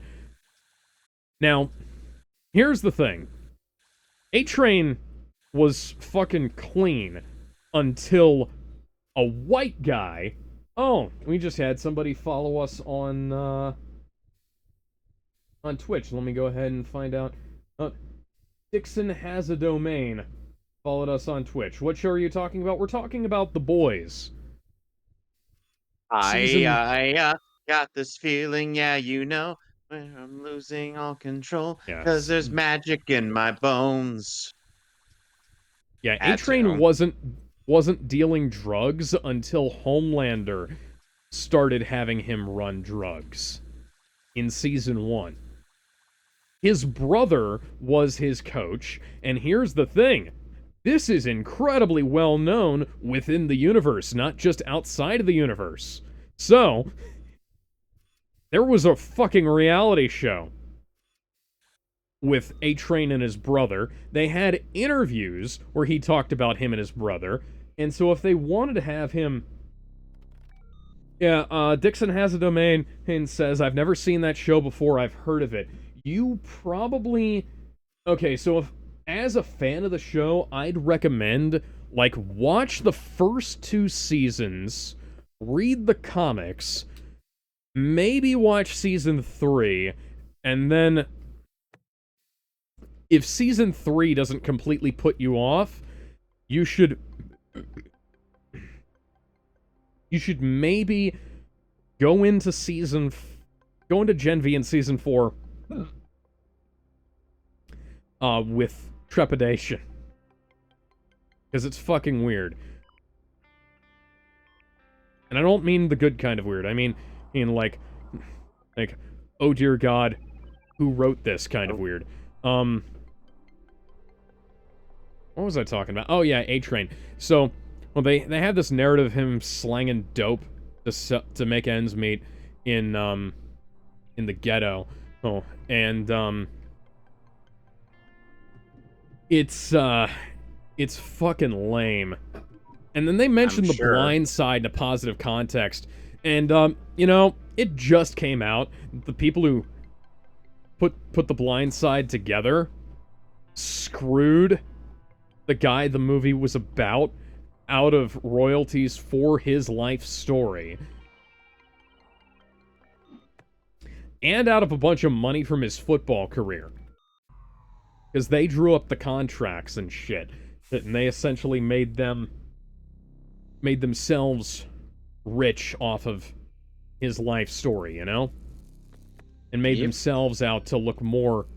they made themselves out to look better. And we talked about that on the show, actually. So, you know, they might have wanted to do... This is the only time I would have recommended doing some reshoots and saying, hey, it's like The Blind Side guys has, screwed Mike, you know? You remember that? Clearly they don't. Yeah. It's kind of unfortunate because, like, The Blind Side is a really good movie. Great performances from everybody involved. It's just not remotely accurate to real life. No. And, well, you know, that's part of the joke. I understand that. But it makes me afraid that, based on how all the other bad jokes have gone in this, that they're, still holding water for The Blind Side. Because The Blind Side, there's actually a kind of neat,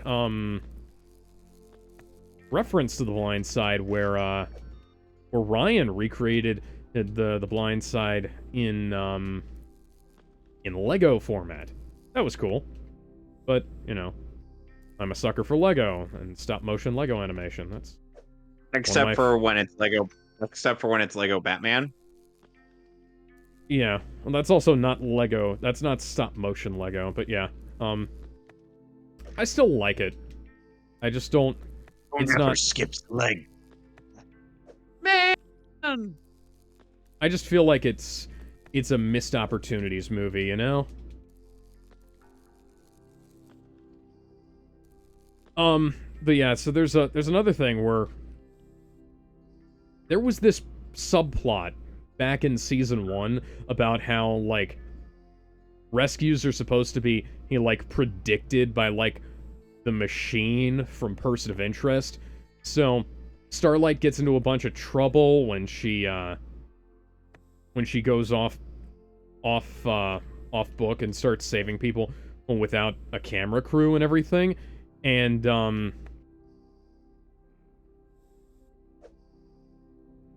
but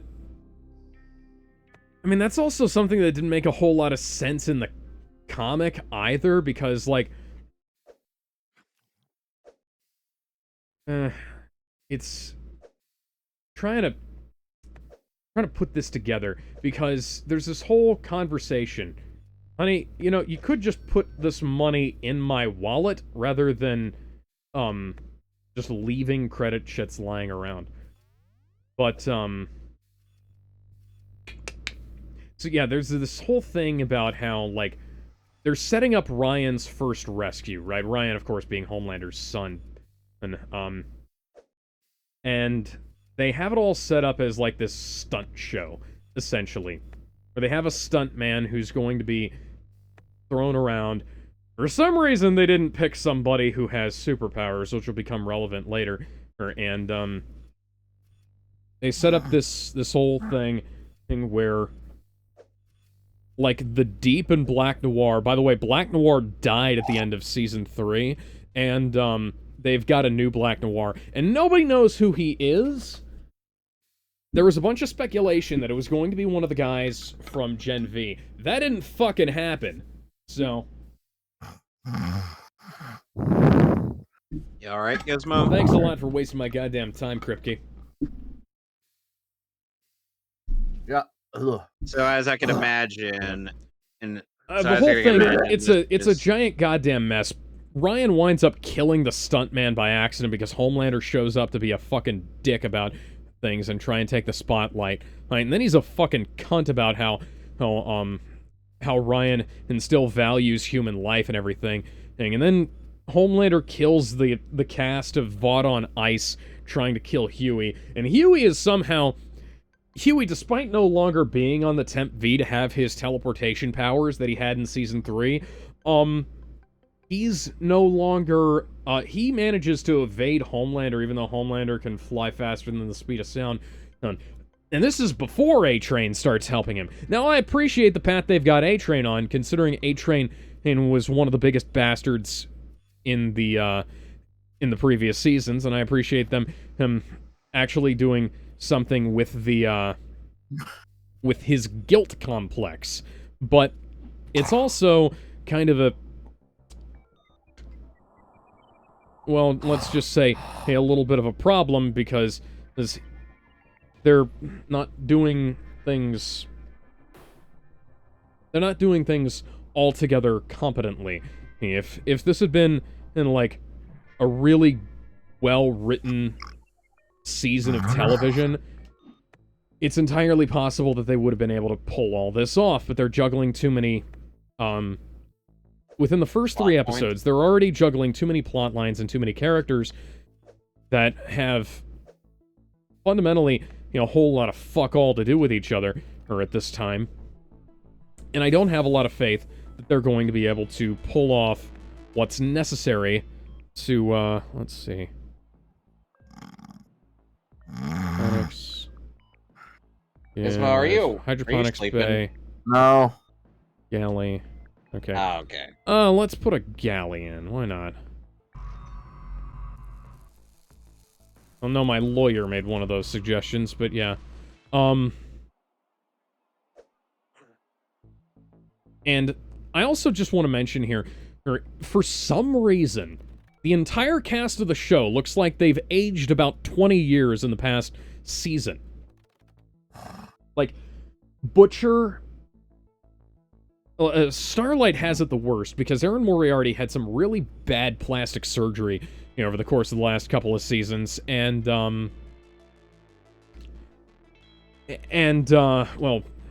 between, season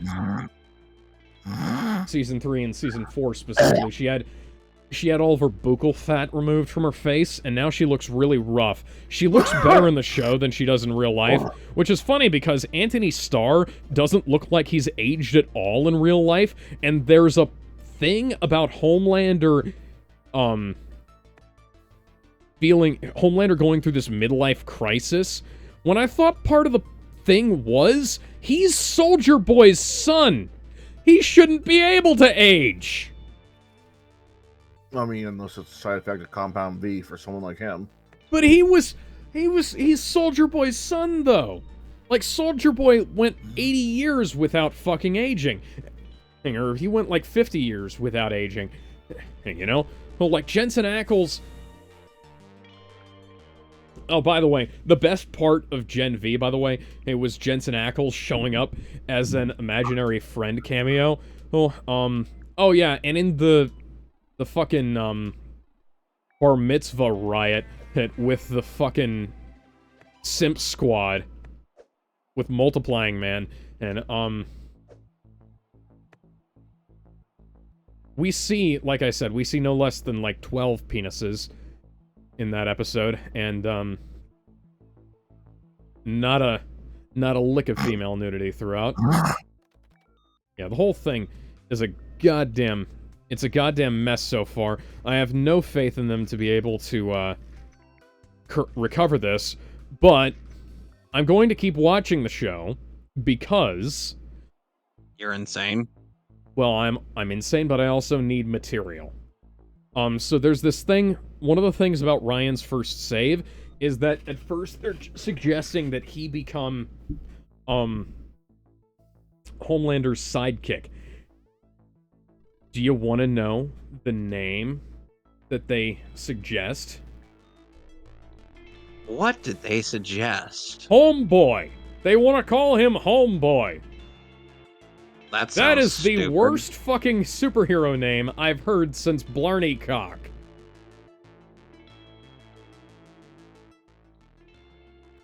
This isn't satirical, right? Well, Blarney Cock was part of the boys, you know? He was a character who showed up. He was the first character that Huey killed in the comic. But, yeah. Yeah, so the comic had this whole problem where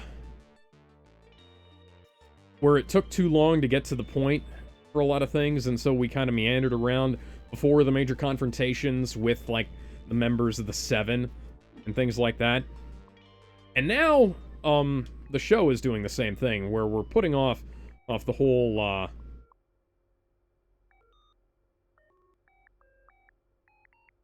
we're putting off the whole thing about, the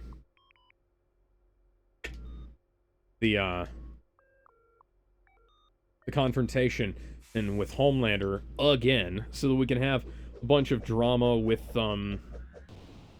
Victoria Newman and the President of the United States, and the President-elect is like saying, oh, we should ban all soups from serving in the military and public life and shit like that. And it's like, oh, okay, buddy, you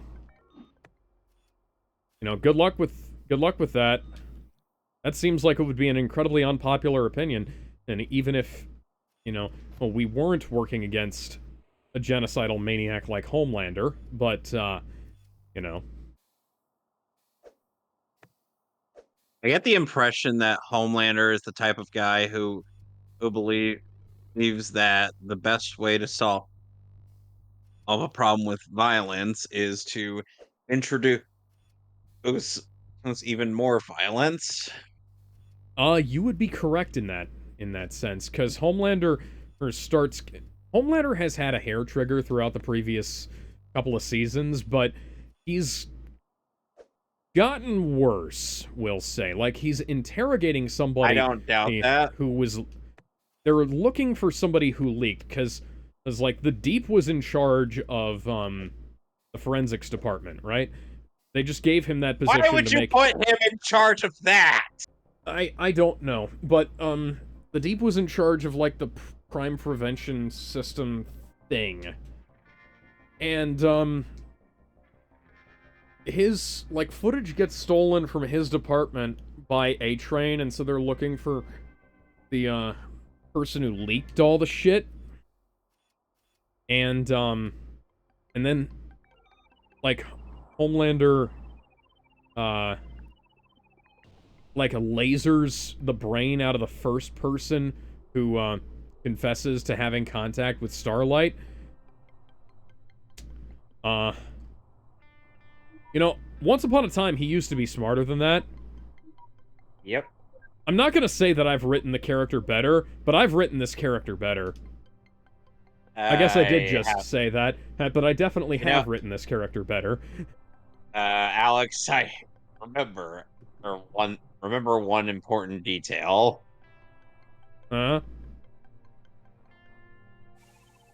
Homelander. When I've written that pitch to you, ooh, yes. Homelander tried punching Superboy. Let that sink in. I don't want to let that sink in. Why? Oh, no, it's got something the Deep wants to fuck in it. Like or such as? An octopus voiced by Tilda Swinton. His integrity. Okay. Yeah, he also starts neglecting his octopus girlfriend after a while. Well, because he gets depressed after Homelander fires him from his job because he's a fucking loser who can't do goddamn fucking anything right.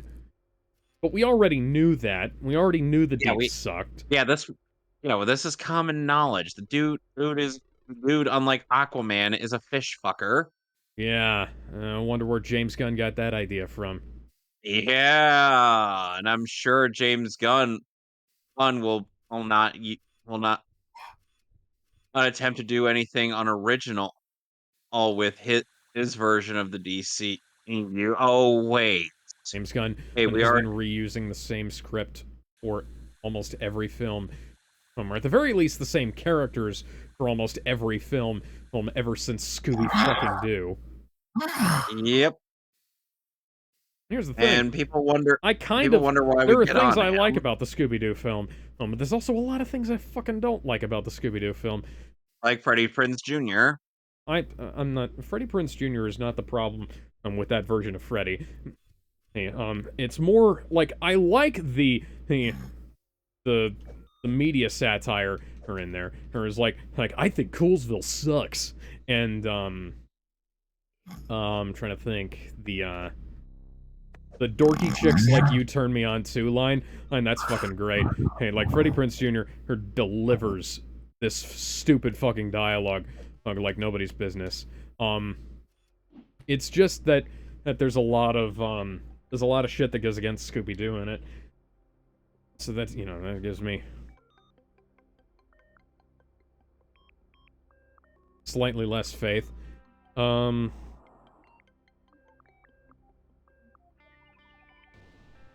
anyways, yeah, so... Guys, I'm fighting against a yum spider. Oh, cool. Yum, yum. That boss. Yum, yum, meet him up. Yum, yum, meet him up. If only this was the actual boss at this level.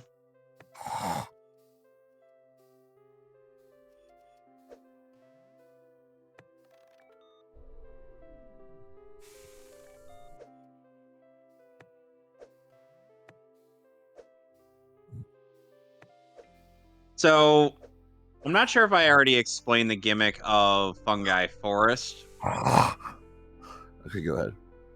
So, oh yeah, the gimmick. Sorry, hang on. Before I forget again, I just wanted to mention that in my story, which I call, it's Two Men in the Sky / Brewing Storms: A Crisis on Two Earths. If you want to go check it out, there's been a new update recently. I finally managed to get around the spite from the terribleness of these 3 episodes has inspired me to keep going. That aside, yeah, I came up with the idea of having Ryan as Homelander's sidekick, and I called him the Shining Eagle. Which I think would be I think Shining Eagle is a better name than Homeboy. I just want to point that out. Put that out there. Do you guys think that? Yes. Okay, thank you. You're not just saying that, right? No, I'm not just saying that. Yeah, no. Well, legitimately, Hey, Homeboy is a stupid fucking name. That's what you call a buddy of yours. Yes. You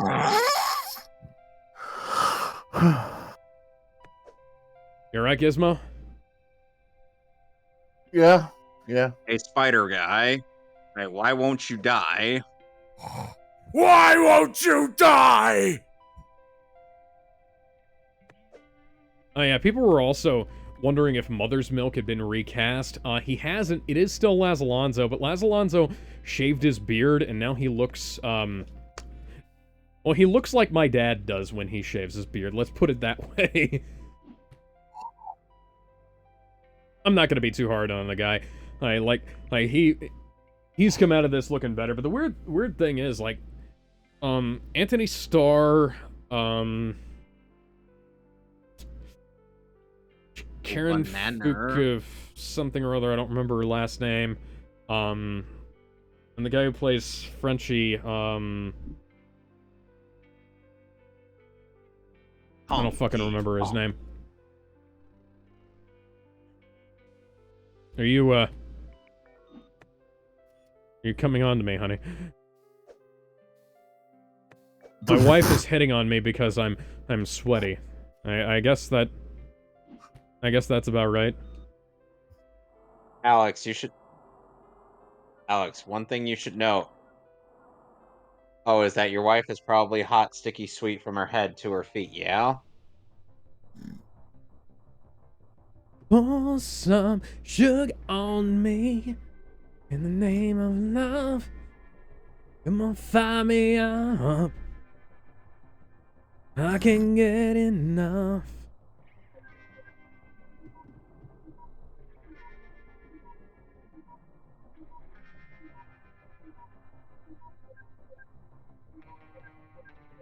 Okay, so to explain the gimmick of the fungi forest, essentially, we have a day and night cycle that we have to influence by pressing a switch in the central area Oh, cool. of the level.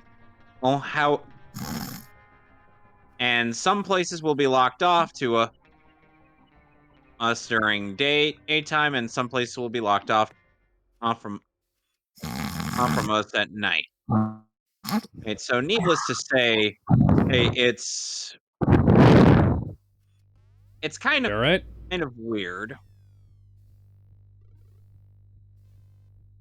And Tiny's dead. Oh no. And here's Tiny. She's dead. DK! Hey, Tiny's Tiny's dead! dead. DK! Now the song Tiny. is over!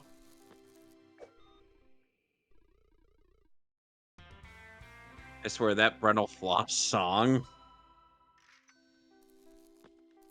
Try to relax your anus. Yeah, this... Oh, by the way, apparently The Boys is going to end after Season 5, but that's only the main series. They probably have... Well, they've got plenty of opportunity to allow Gen V to go on forever. And other spin-offs as well. Ever and ever and ever and ever. If the show winds up going past Season 5...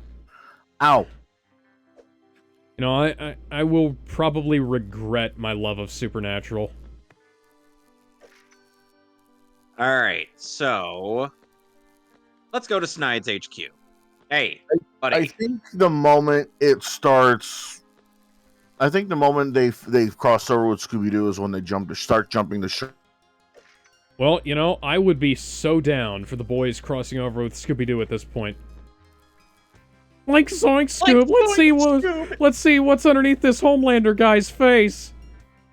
That is my face, you high. You're like... Zoink Scoop, it was a skull all along, man. Ruh-roh! Come on. Homelander just looks on without his face. He's like, what the hell just happened? Where's my face?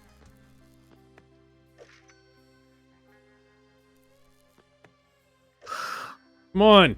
Give me some fucking food. I don't need money, I makes you need wonder- food.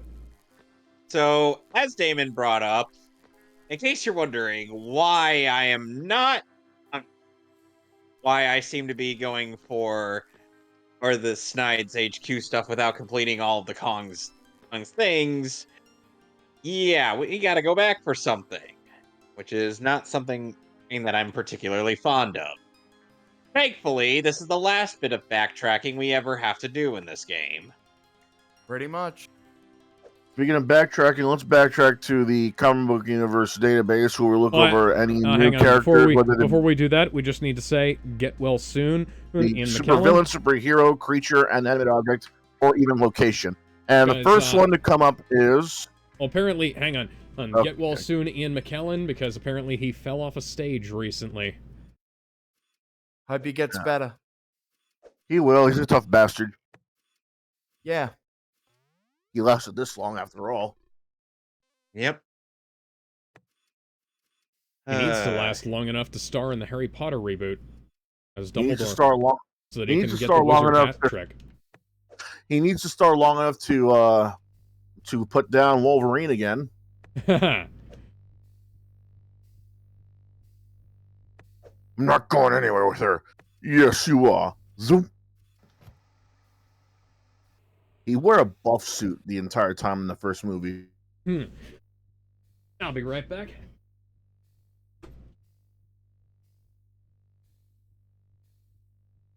I cannot look at Magneto again the same way after Ian McKellen did such a great job doing the live action Magneto. Am I right in saying that? Because there's so many actors that have there's so many actors that did characters justice. It's like there's no way I can hear anyone else as Magneto. Yeah. It's like between him and Tom Kane for me. I think, what's his name? Who's the guy? Who's the guy from First Class? Michael I know who you're talking Fassbender. about. Michael But that's Fassbender, right? That to me is more a youngster Magneto, like Magneto starting out. Ian McKellen is more like default. Everyone knows who you are, Magneto. Like this is the Yeah, Magneto that's we fair. all grew up with. Same thing with Charles Xavier when that other guy played as the James professor. McAvoy.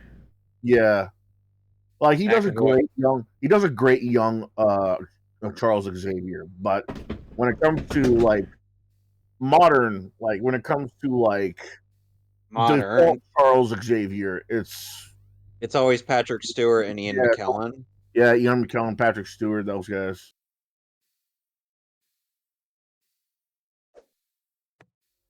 Update: Ian McKellen will make a full and speedy recovery following his fall during a theater performance today. The theater or his publicist confirmed to IGN in a statement. Glad to Thank hear. God.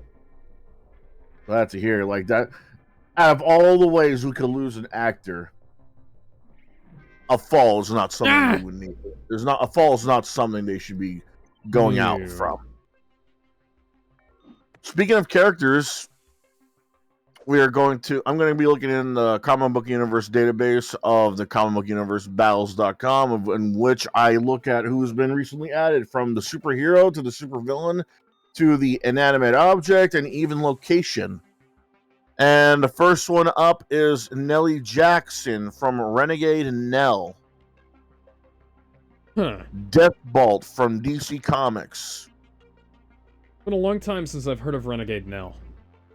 Fade Rotha Harkonnen from Dune. Oh, don't mean to interrupt you guys, Oh, but Sting. Yeah, we're fighting Dogadon. Yeah, that's that was the role played by Sting in the original Dune. It was supposed to be played by Mick Jagger, but that film never got made. Who the Chunky's hell? trying to worship Dogadon to get out of being killed. I have never heard of this one. Lift. He looks so fucking stupid. Lift Ticket from G.I. Joe, a real American hero. Who G.I. here Joe heard has of a bunch of really stupid characters. I've never heard of him. Oh, this is a good one. The Tri-Sentinel from the X-Men. Ooh, He recently made an appearance in X-Men 97, too. cool. The Ark from Transformers. The Ark isn't a character. Right, but like mean, I kind said, of, but not, they don't just add characters, they also add in other things. Dragoness from Doctor Strange. Huh. Wow, you are a deep, deep cut. Shinobi Shaw from from Marvel Comics. Feathers McGraw from Shaun the Sheep and Wallace and Gromit. Okay. And Delicious in... Man, you fucking misspelled it, you dumb... I don't know. Delicious in Dungeon Team from Delicious Dungeon. And the current... Oh, wait, what are you doing? Oh, Same okay, thing we that's do fine. every night, Pokey Boy. And... Excuse me. And the current matchups that are happening right now And the only are... difference between this variant of Dogadon and the other one is Dogadon's going to take us down with them. And the current matchups happening at the moment are Skids and Sienna Blades and Rusty Collins versus Fantasia and Lori Lay and Nellie Jackson. Lift Ticket versus Deathbolt. Chamber versus Havoc. Shimo versus Mecha Kaiju. Khan versus Tongpo. Emotep and Amanet and Mumra the Ever Living versus Castlevania. And Strahd von Zarevich. And Celine from Underworld. Strahd von Zarevich versus Celine from Underworld. That sounds amazing. Otachi versus Zilla. Come on! Yeah, you know who I mean by Zilla. Not at that. I'm saying come on, because I was Chunky fucking missed. Chunky can suck it. Red Hood and Deadshot and Deathstroke versus Winter Soldier and Baron Zemo and Crossbones. Snowbird versus Warpath. Mr. Sinister versus Anton Severus. Dracula versus Macbeth from Gargoyles. And finally, the last one, the Piranhas versus Captain Nemo. The Piranhas from Piranha?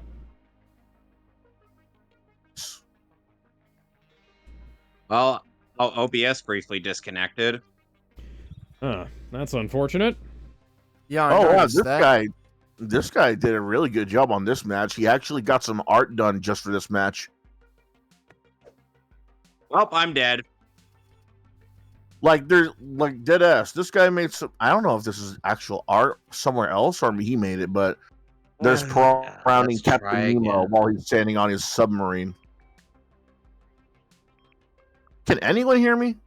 Yeah, we can hear you. Yeah, Okay. I hear you. I just had to make sure.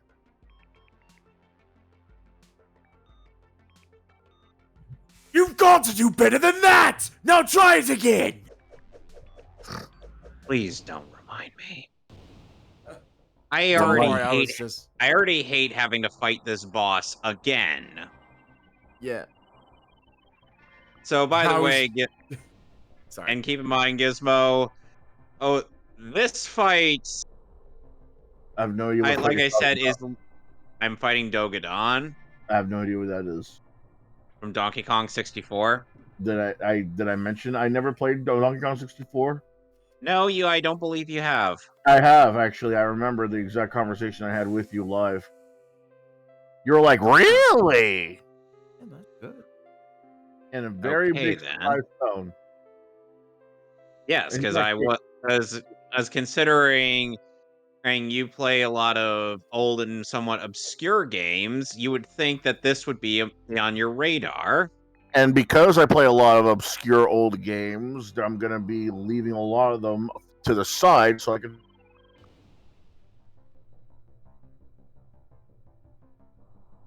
Well, anyways, That's just how it is. Oh, there's a poll. What do you think of Joanna Dark's new look in Perfect Dark? I think she looks like me. Good, the correct answer. Like, legitimately. She looks like me with shorter hair. Really? Yeah.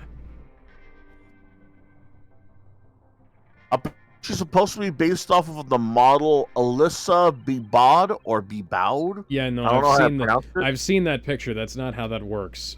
So Yeah, I don't see the similarities at all. Like and there was a they gave her my fucking jawline. funny is that this question had a poll. The answers were yes, no, or I don't really have an opinion either way. The results are 34% yes, they like the new look, 48% said no, and 18% said they don't really care. So I think it goes to show. Perfect Dark isn't exactly that big of an IP in the first place. It was a revolutionary FPS back at the time, but it lives on as a cult classic. It's not one of those big IPs that people keep remembering. They do keep remembering that. Why do you think why do you think it keeps on being in digital stores and in compilations, and people keep asking about it? Why do you think people keep on wanting more Joanna Dark and anything? No, I know that. I'm saying, like, for the most part, it's like, it's one of those things that you tell, like, a mainstream audience. Shakalaka. Like, hey, Perfect Dark. Nice! Perfect Dark innovated all this stuff. It's like, what's Perfect Dark? I thought Halo. How old are they, though? This is a quote of a conversation I had with somebody who's like 2 years older than I am. Yeah, how many games have they played exactly where they're saying who's Joanna? Quite a few, actually. No, but here's the thing. You say that Street Fighter is like the most revolutionary fighting game out there. At least someone out there has at least heard of it. Yeah, true. Never mind play it. At least someone's heard of it. Same thing, and it doesn't matter if they heard of the first Street Fighter. As long as they've heard of Street Fighter 2 and beyond, those are the more important games, right? They have at least heard of the Street Fighter series. Now, if you were to say, "Hey, man, have you heard of Evil Zone?" There's an excuse there. That game never really had as much traction to say. Yeah, I was gonna Mortal say, Kombat, Mortal dude, Kombat, like, Street Fighter, Virtual Fighter, digging that deep kind of. for that one. I barely remember Evil Zone. No, but that's the thing. Nobody remembers Evil Zone, no matter how good it is, because it's just never had the same exact attention as all the other ones, 3D or 2D. Now, Joanna Dark's Perfect Dark, that had a lot of attention, and it still does, because it got released on Xbox Live Arcade twice. It had a remake. It was in a Rare compilation, and there's people who are trying to make PC ports of the original console games right now. Just like how GoldenEye did, just like how someone's trying to do the same thing with GoldenEye. So, if someone is such a big fan of first-person shooter games and they haven't heard of Joanna Dark, what have they really been playing? Just Call of Duty? That and Halo. Yeah, there you go. Then that's the problem. All he's been playing with Halo and Call of Duty. Here's the thing, there wouldn't be a marathon without a GoldenEye. There wouldn't be a Halo without a marathon, and there wouldn't be a Halo without a Perfect Dark either. Right, but that's also the other crime. How many people know about Marathon? A lot of people do. Well, it was a Mac exclusive, so that's right. But people still talk about it. That's the thing, and it even got ports right now to Steam and GOG. Not in the best state, but it still got ports. And it actually has an Xbox Live Arcade version of it that actually full screens everything. So there's no excuse for anyone not to know about Marathon. Maybe not everybody, but there is no excuse for half of the people not to know what Marathon is. If people are such big first-person shooter fans. If you're a big fighting game fan, there's no excuse for you not to know what Street Fighter is. If you're a big kart racer fan, there's no excuse for you not to know what Mario Kart is, or Crash Team Racing for that matter. If you're a big first-person shooter fan, there's no excuse that you haven't heard of Perfect Dark in any way. never played it, okay, whatever. Not everybody can own everything, and not everybody uses emulators. And not everybody had an N64 as a kid. Exactly, but not heard of it. That's something that's a little concerning. You don't just go, "Hey, you want to play an MMO? Oh, sure. Okay, let's play some World of Warcraft. What's World of Warcraft? What? Are you 5? That is a legitimate question. Like, what's Phantasy Star? What's Toontown? Now, hell, not just Phantasy Star Online. Let's play an RPG. Okay, do you want to play Phantasy Star Final Online? Or do you want to play regular Phantasy Star? Final Fantasy? No. Oh, what are those? Oh, dear lord. Shining Force. Shining Force is. Oh, that's a deep cut. Shining Force I can excuse because that game isn't as popular as, say, a Final Fantasy. They haven't had as many games as Final Fantasy. Or Dragon Warrior, or Dragon Quest. Dragon Quest Warrior. But if you don't know what Final Fantasy is or Dragon Quest is, it's like, dude, what have you been playing all this time? It's always and whenever this kind of and here's what infuriates me whenever I try to talk about it with with my first one of my first brother, he always says, "Oh, it's not that big it's not that big of a deal. You're the one making a big deal out of it and overreacting." It's like, but yeah, okay, but you're hearing, but you're not listening. Yeah, I was gonna say, you've at least heard of Donkey Kong 64. Yeah, I've heard of Donkey Kong 64. It's everyone talks about it if you have at least played a Nintendo system. Sadly, this would be the last this game where King K. Rool is the main threat of the Kongs. Because they haven't brought him back as a main villain in years.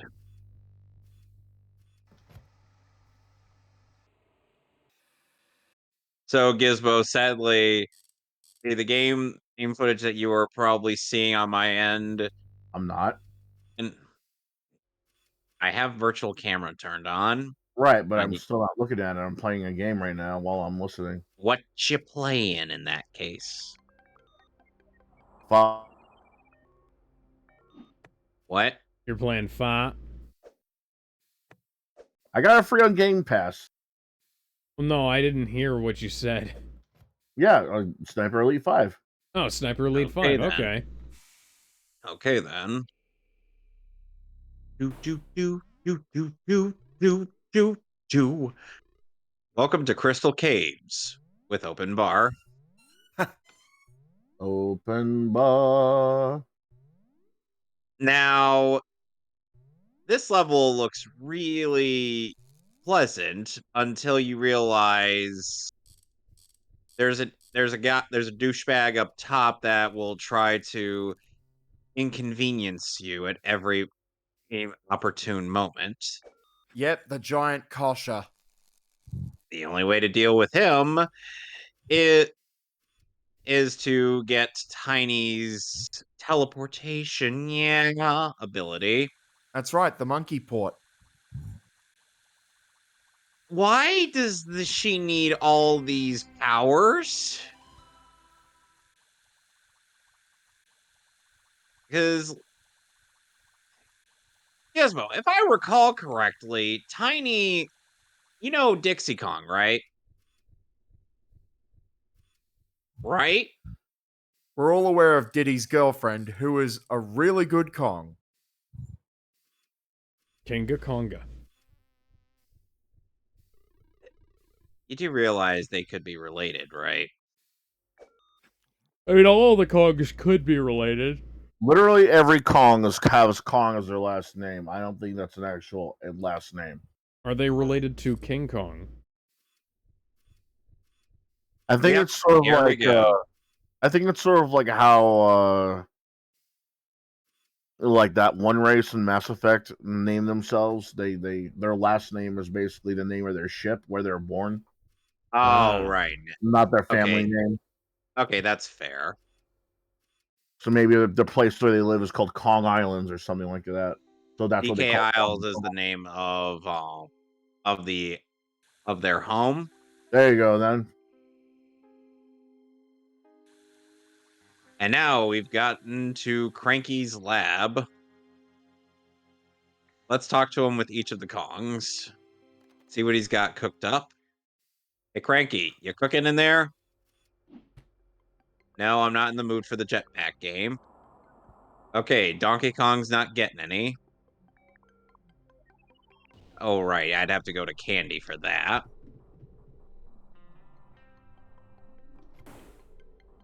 Let's see. Diddy's not getting any. Well, then he'd have to go to Dixie for that. Are there any more comic book universe database things? That's literally all there is. Well, actually, the guy that's the head of the website right now is Wait. brought words. He brought a new ferret to the world and is now a daddy. Oh yeah. By the way, yeah, happy Father's Day. Also, Henry Cavill is expecting Nice. a child with his wife apparently. Okay, so that's Oh, cool. nice. Or possibly the child was born yesterday. I don't remember. But yeah. And he's already talking about building Warhammer figurines with his kids. Nice. Oh, now Lanky Kong has the ability to move really fast with with handstand sprint. All right, Tiny, let's go to Cranky. Cranky, you better give me something good, otherwise I'm gonna smack you.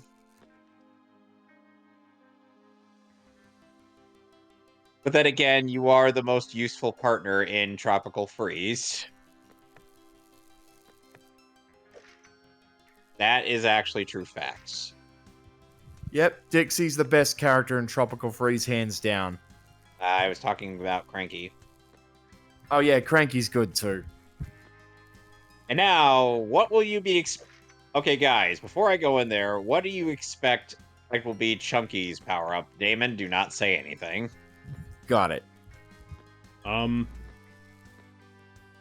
peanut butter gun. Look at this. He already has a bazooka that shoots watermelon, or not watermelons, pineapples.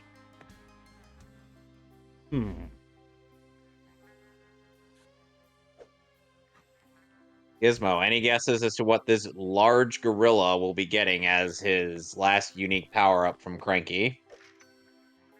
One-handed clapping. I don't know. He kind of already has that with his punch, but who knows? Let's find out. No, I don't want to play Jetpack. I've already gotten the Rareware coin. Gorilla gone. So, Chunky just gains the ability to turn invisible.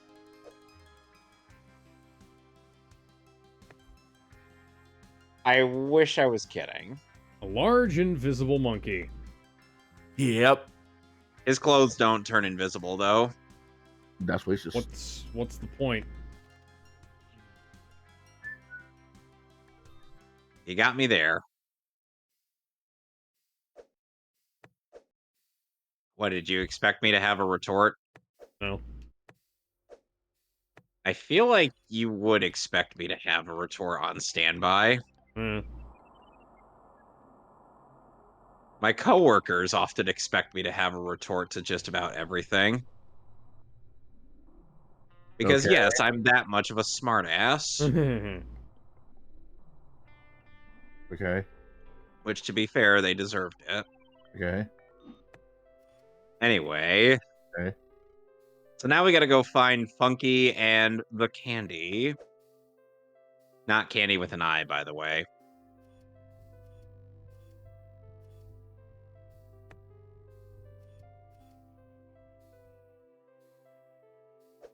Anybody who's seen Helsing Ultimate Abridged would get the reference.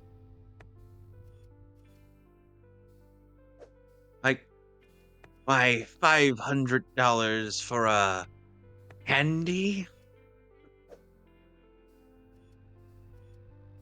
It was interesting the guest stars they got for that Council of Old People. Yeah, I like that one. Oh yeah. Hey, Well, then again, abandon the garbage here. but then again, that also introduced a number of people to one of the quote unquote goats, Jan Valentine. Jan is a fucking character. Whether they're parody or the original, Mm-hmm. funnily enough, of the I get the impression that when Mortal Kombat versus DCU it was happening, they ended up getting people who were doing Helsing Ultimate in there because Josh Phelps who voices Jan Valentine in the dub is also Hal Jordan in MK versus DCU. Huh. Meanwhile, Taliesin Jaffe was Barry. And honestly, he's actually a good voice for Barry. Some people are even Yeah, from what I going as remember, he far. was pretty good. Some people are going as far as to say he was probably the best voice for Barry. I'm like, I guess I can see where you're coming from.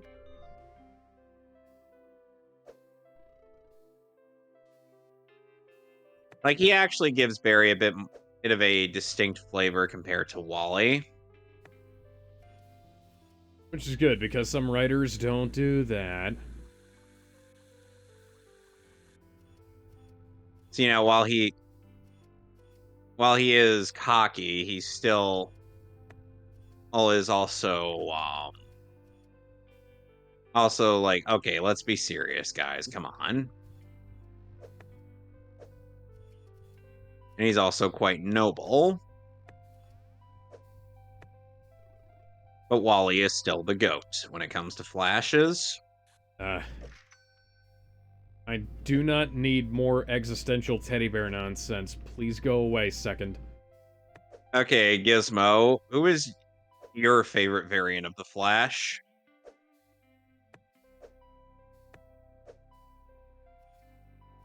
Because we also have Jay Garrick to consider. Jay Garrick is all right, but he's only good when he's not as active as the other ones for obvious reasons. Yeah, and he's old. He's fucking old. Yep. And Young Justice makes him a literal fossil. Jackasses. Like, he's over 100 years old and he already lost Joan. I'm like, Jesus fucking Christ, guys. You're really gonna drag this old fossil around out in this shit show? Like, seriously? Me every time Superman is on screen in that show.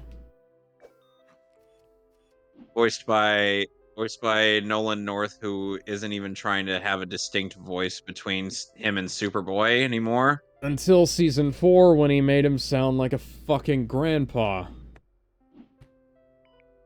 I feel like he might have been coming off the heels of the Super Sons movie. Because remember, he voiced Jor-El there. Yeah. And I think he also Remember how voiced good Jor-El. that was? Yeah! I want them to do another one. Where's the sequel, motherfucker?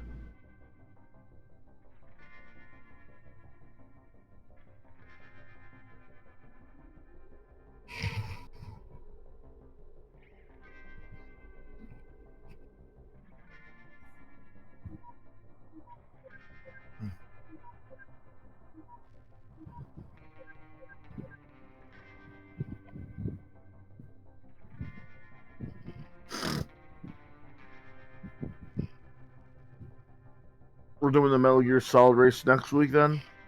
It's next I believe week. so. Yeah.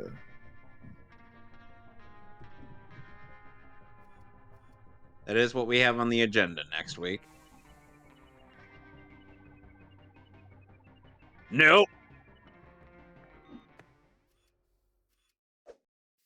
Thank you for reminding us of another good Donkey Kong game, Donkey Kong Country 2. Diddy's Kong Quest.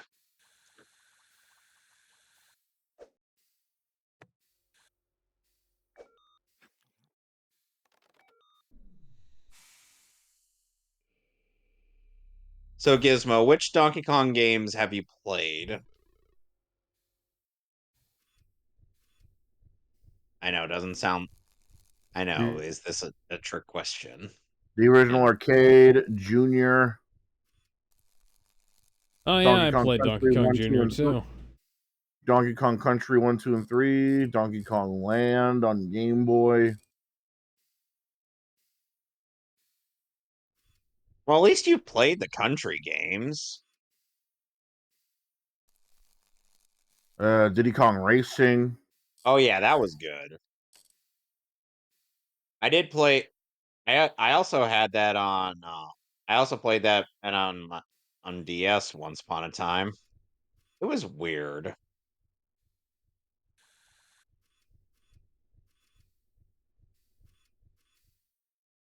Like I don't really know how to describe it. It's just hmm. Like we already know that the formula for a good racing game is in there because, we have the original game.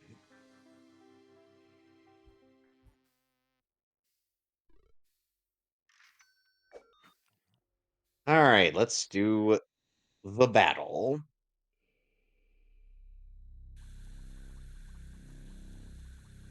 Ba-ba-ba-ba. I always find the opportunity to do these little quests here quite invaluable because you get more experience points total. Let's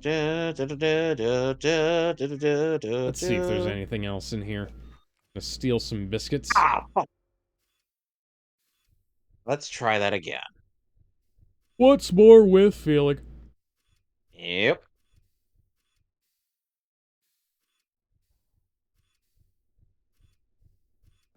Ba-ba-ba-ba-ba-ba-ba.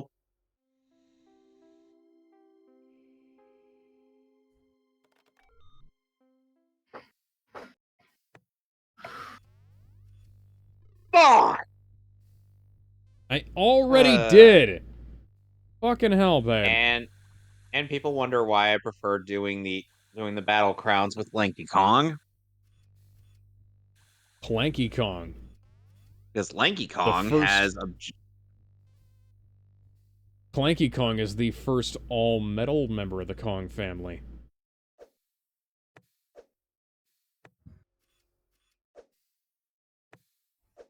come on.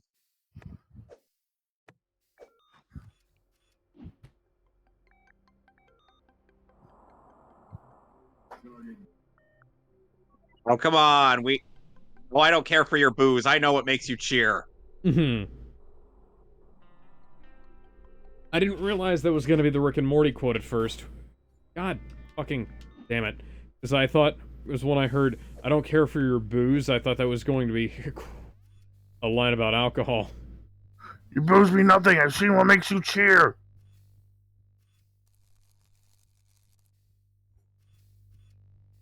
Okay, so now let's try and avoid everything. Kevin is clearly not avoiding everything. No! Nope. I am angry. But are you angry? Yes. Okay, restocked on melons. Let's go back and try that again.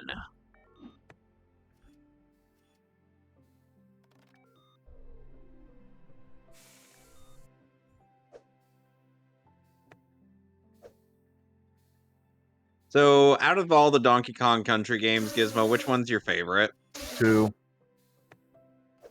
Some people I'll actually prefer either the original or 3.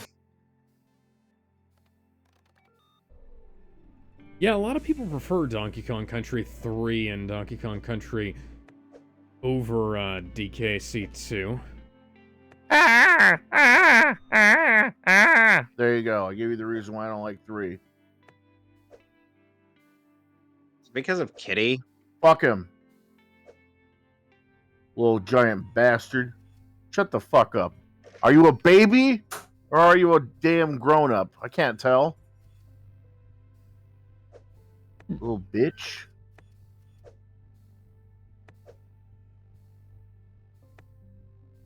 Like how it's like how it was when I first watched Kipper as a kid. Are you a fucking adult or are you a kid? I can't tell. You sound Oh like yeah, an adult. Kipper the dog. Yeah. That was It's like one how of it those was- weird PBS shows. That's how it was when I was a kid. I watched Kipper a lot, but I was confused. Like, wait, are you an adult or are you a kid? You have your own house, but you're playing with toys as if you were a kid. Are you in a what are you? Your dog, I know that. I mean, if you were a dog and you had your own toys, wouldn't you play with them? Play with them, yes, but every single day like that. Yeah, good point.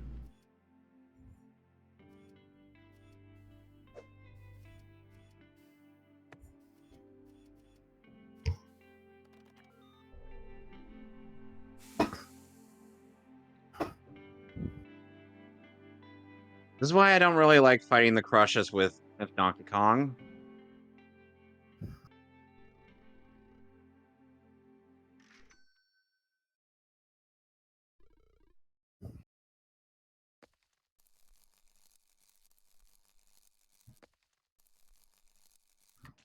So aside from that, have anybody here been watching The Acolyte, the new Star Wars thing Disney's been Nope. putting out?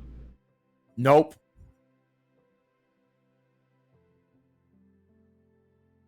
Yeah, no. Yeah, they lost me at Pregnant Through the Force. Isn't that a prequel? No, the people have asked no. me the same thing. No, it's not the same thing.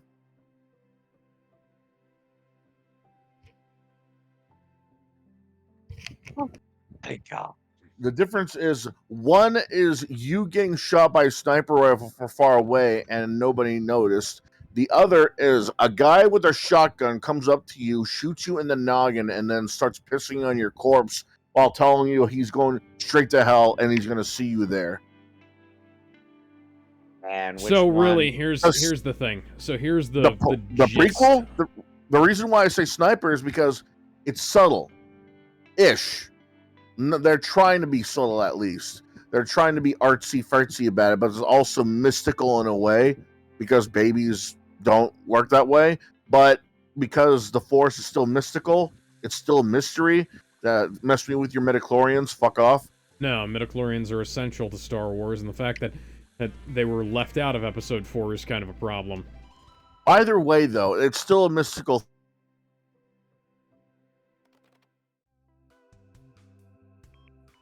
Mystical what? Sort of like air is air. Nothing can create the air. Yada yada yada. But like lights, it's like.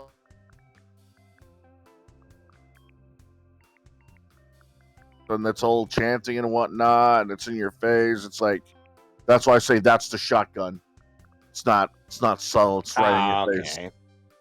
It's not subtle. Okay. It's right. Fair enough. You made your case. There we go. Yeah, that works. Hell yeah, brother. Let me tell you something, brother. Working out here. Space. Fucking awesome. And let me tell you something about one of the bananas that Donkey Kong has to get in this stage. Let me tell you something about these bananas, brother. It can go fuck right off. Tell Like, me there's a trading post on here. Are you collecting the colored bananas? Because that's hell too. Yeah. Yeah, I'm collecting them. I'm at least getting up to the Oh, for banana fuck's sake. medals. Tell me I gotta put all this stuff back.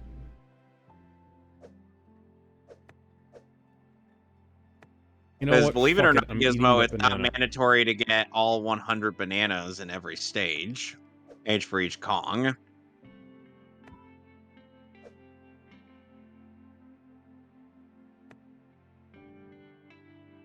Still be 2 trips, but I won't have to put as much shit back.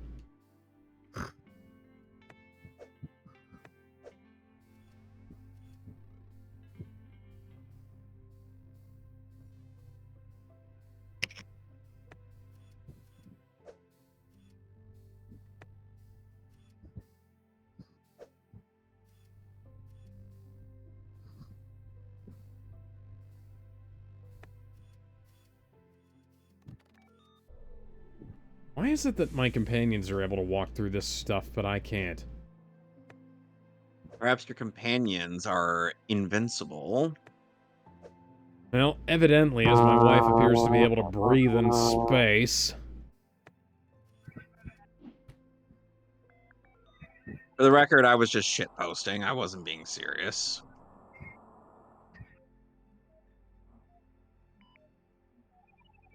I mean, after all, Tails is invincible in Sonic. No! No! Fucking hell. All about to stop. There was once a Sonic Adventure parody where Sonic apparently thought that Amy was Tails just because of how clingy she was to him. I wish I was kidding. Okay. Engage.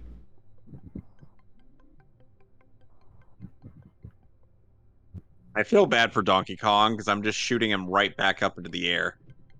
Or after he just got back down.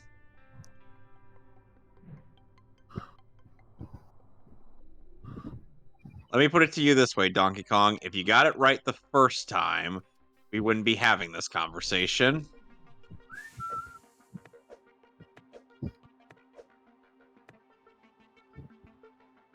Trading post, trading post, trading post, trading post. I need to clear up my inventory.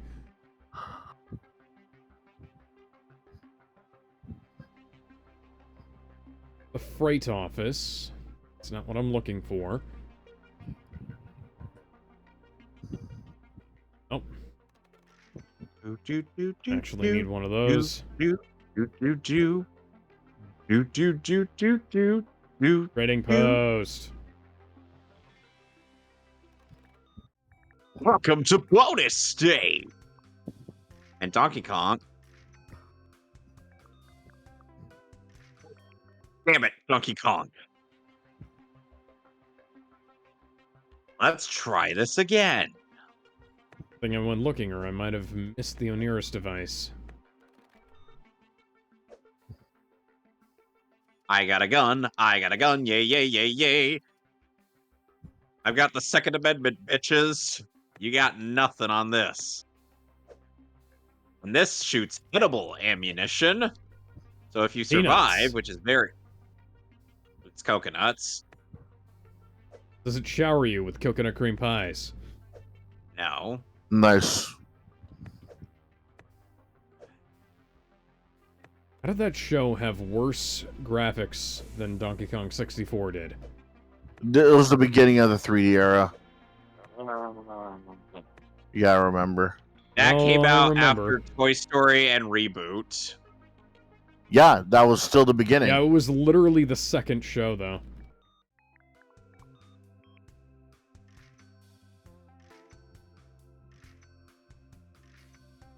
And I swear So, you know how in the 2010s there was this strange stigma where if a Sonic game, because of Sonic 06, had any semblance of flaws in it whatsoever, it was considered terrible. When most of those flaws are very minor. Or or part of that stigma was kind of caused by more by Aaron Hansen than it was pro Jared. But then when his review of Sonic Adventure 2 was brought up in a post I saw, he was like, and I'd do it again too. And I'm like, you're not helping your case here, buddy. And he points to Sonic Chronicles, the Dark Brotherhood of all things, which I'm like, I don't know a single person that's going to dispute you on that one. I don't know a single person that likes that piece of shit game. That game should have been so good, but it got fucked during the BioWare buyout. Oh, yeah. And we're never going to get a sequel to that because of comic people. Ken fucking Penders. Go fuck yourself. He's gotta learn. He's gotta learn to relax his anus. It ain't that serious. Oh, Penders. Yes. I hope he tries to take fucking Paramount to court over this stuff. He's gonna lose. We're gonna love to see it. Hell, I'd bring popcorn to that event. I'd be like, we're gonna watch this man's career get ended.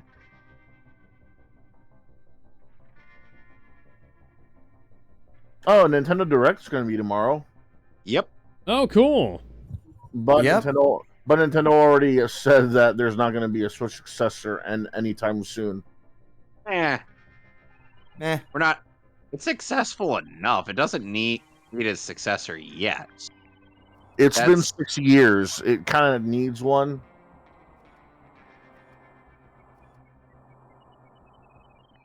Like, how many games are they going to put on this thing up until it's time for there to be a new console? Who knows? Well, let's put it this way, Gizmo. The Switch has proven to be more of a unanimous success than the Wii U.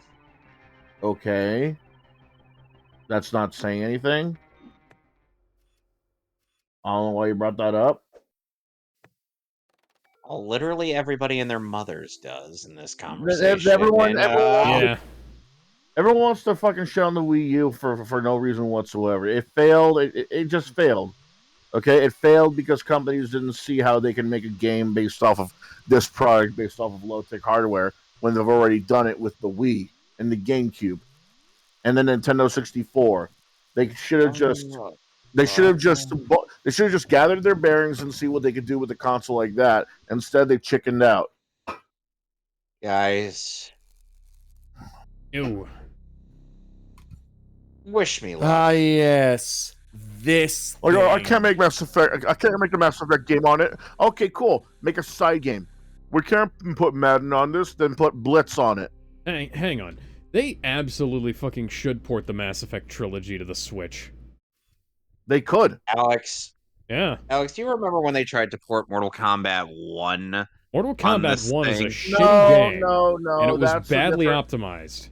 That is a different story. Mortal Kombat 1 and Mortal Kombat 11, those games are completely different compared to Mass Effect. Mass Effect Yeah, series Mass Effect is a PS3, Xbox 360 It's a PS3 game. 360 game. Yeah, it was around that era. That has an excuse, and that has a reason. Okay, I got all of DK's bananas, and I got all of his golden bananas, and now there's Nice. only one thing to do. Nice. Try to take over the Die. world. Nope. Die. Die. Yeah. It has a reason. Like- Those games have a reason to be on the Switch. They work. Okay. Mortal Kombat 1 and Mortal Kombat 11 want them to do like a $25, $30 release for each game, and like do each game on its own cartridge. Don't make me fucking download anything, you fucking No. cocksuckers. So sick of that shit. Oh, we have 2 Mega Man collections. Okay, cool. But you have Half to of buy that them isn't- separately. Yeah, I was gonna say half of them aren't on the same fucking cartridge. You have to download the other half. Mess me with your downloadable codes, bitch. Fucking Metal Gear Solid Legacy Collection being the fucking or Master Collection, whatever the hell it is being the downloads on the fucking Switch. Get the Japanese version. Japanese version is also downloads. No, but even no. What I'm saying is that whenever the Japanese have these kind of collections, it's always on one cartridge, or at least they try. No. So that's not how it was with Final Fantasy X and X-2. You had to go for the Southeast Asian version. And for the Metal Gear Solid collection, the Japanese version is the same cartridge as the American version, and just with different things. Okay. But you had the option to buy the Final default. Fantasy game separate on a cartridge. No, you didn't. Like Okay, if I Nope. wanted to Okay, get but- Final Fantasy 9 on Switch, I didn't have to go for a collection. I could just go for the cartridge. No. I'm talking about Final Fantasy X. Right, Go but what I'm saying is that you could get them separate on just each cartridge. You don't have to go for the collections. Okay, guys. Yeah, but guys. there is no Final Fantasy collection for the Switch other than the 1 through 6, and all of those are on the cartridge. Right, though that's Alex. different though. Those are NES Guys, games. guys. What I'm talking about is the singular releases and like the Guys. duologies. Yeah, Oh what my God. what are you saying, Kevin? So, speaking of Final Fantasy X-2, what can I do for you? I don't know. What is that segue? You've never seen the intro for Final Fantasy X-2?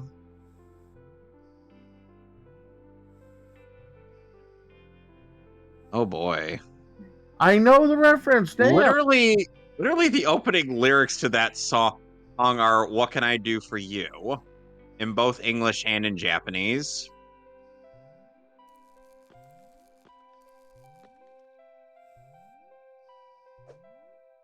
That was the joke. I would have gotten it.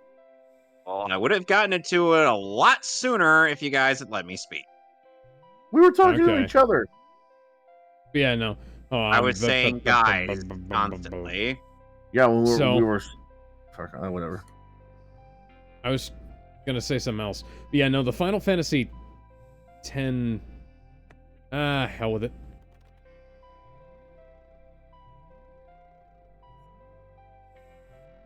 Oh, for God's sake. Remember back when Final Fantasy X wasn't and dragged through the mud by people who didn't like Tidus? Or It's as not that we people call didn't him, like or as we call him in the hood, Tedious. titties. Or according to Spoonie, Meg Ryan. That comparison doesn't make any sense. When was the last Fair. time anyone took his humor seriously? He basically compared Tidus's Haircut? hairdo to haircut to Meg Ryan's. Okay, just Okay. don't tell him how to play. Just don't tell him Meanwhile- how to play. Meanwhile, objectively, the best character in the game, Auron, is sadly not one of the most useful Oh my God, characters. it's a banana.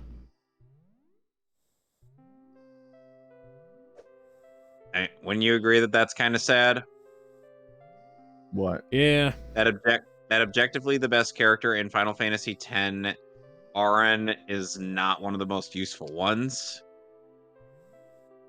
The three most useful characters in that game, based on gameplay, are Tidus, Wakka, and Riku.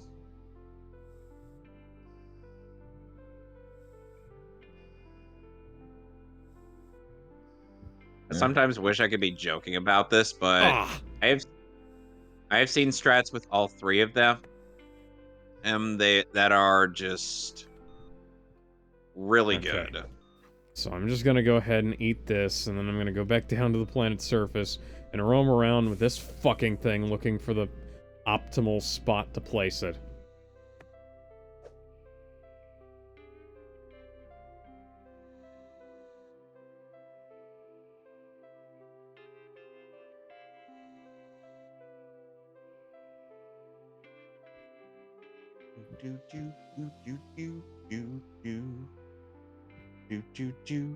Music is almost a little bit too chilled out. What I feel like music? I'm going to go to sleep. The music in this game. So I found out a little more information about the cartoon beatbox controversy. You know, the Aspen Hotel shit. Oh? What about? So what it is that originally he was planning on making another channel for more adult oriented content, which is why he commissioned that video. But then later on he scrapped it. He scrapped the idea. So I'm from what I understand, he asked the person to delete it off the internet. But it had already been out there.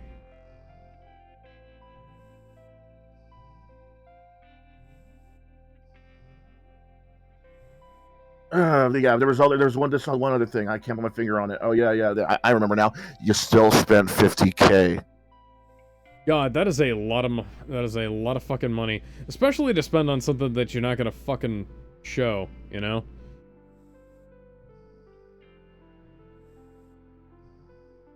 Where is the optimal position?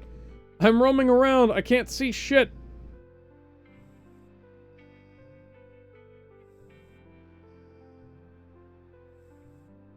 Go grab a fucking banana. You say that as I'm playing Danky Kang. Yes, the irony is not lost on me. Thank you, game. I'm aware that shit is fucky, yo.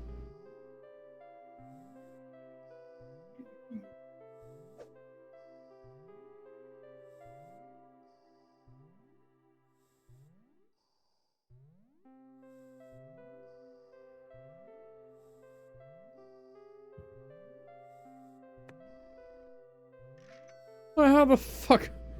Okay. You're like literally inches from optimal placement, I guess.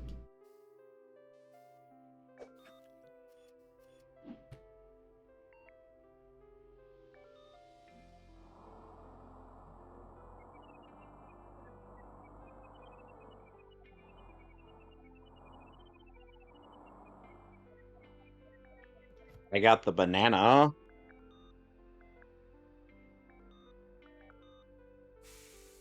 Alright, well, I'm gonna be wrapping this up soon. I'll see you guys later. All right. Wrap things up on my end. Creating a restore point. As opposed to saving. And I'm going to stop the streaming. The next time on Donkey Kong 64, we're continuing Crystal Caves. And next week, we'll be playing MGS again. We're getting close to the end. We are. Yep. Oh, I'm done streaming.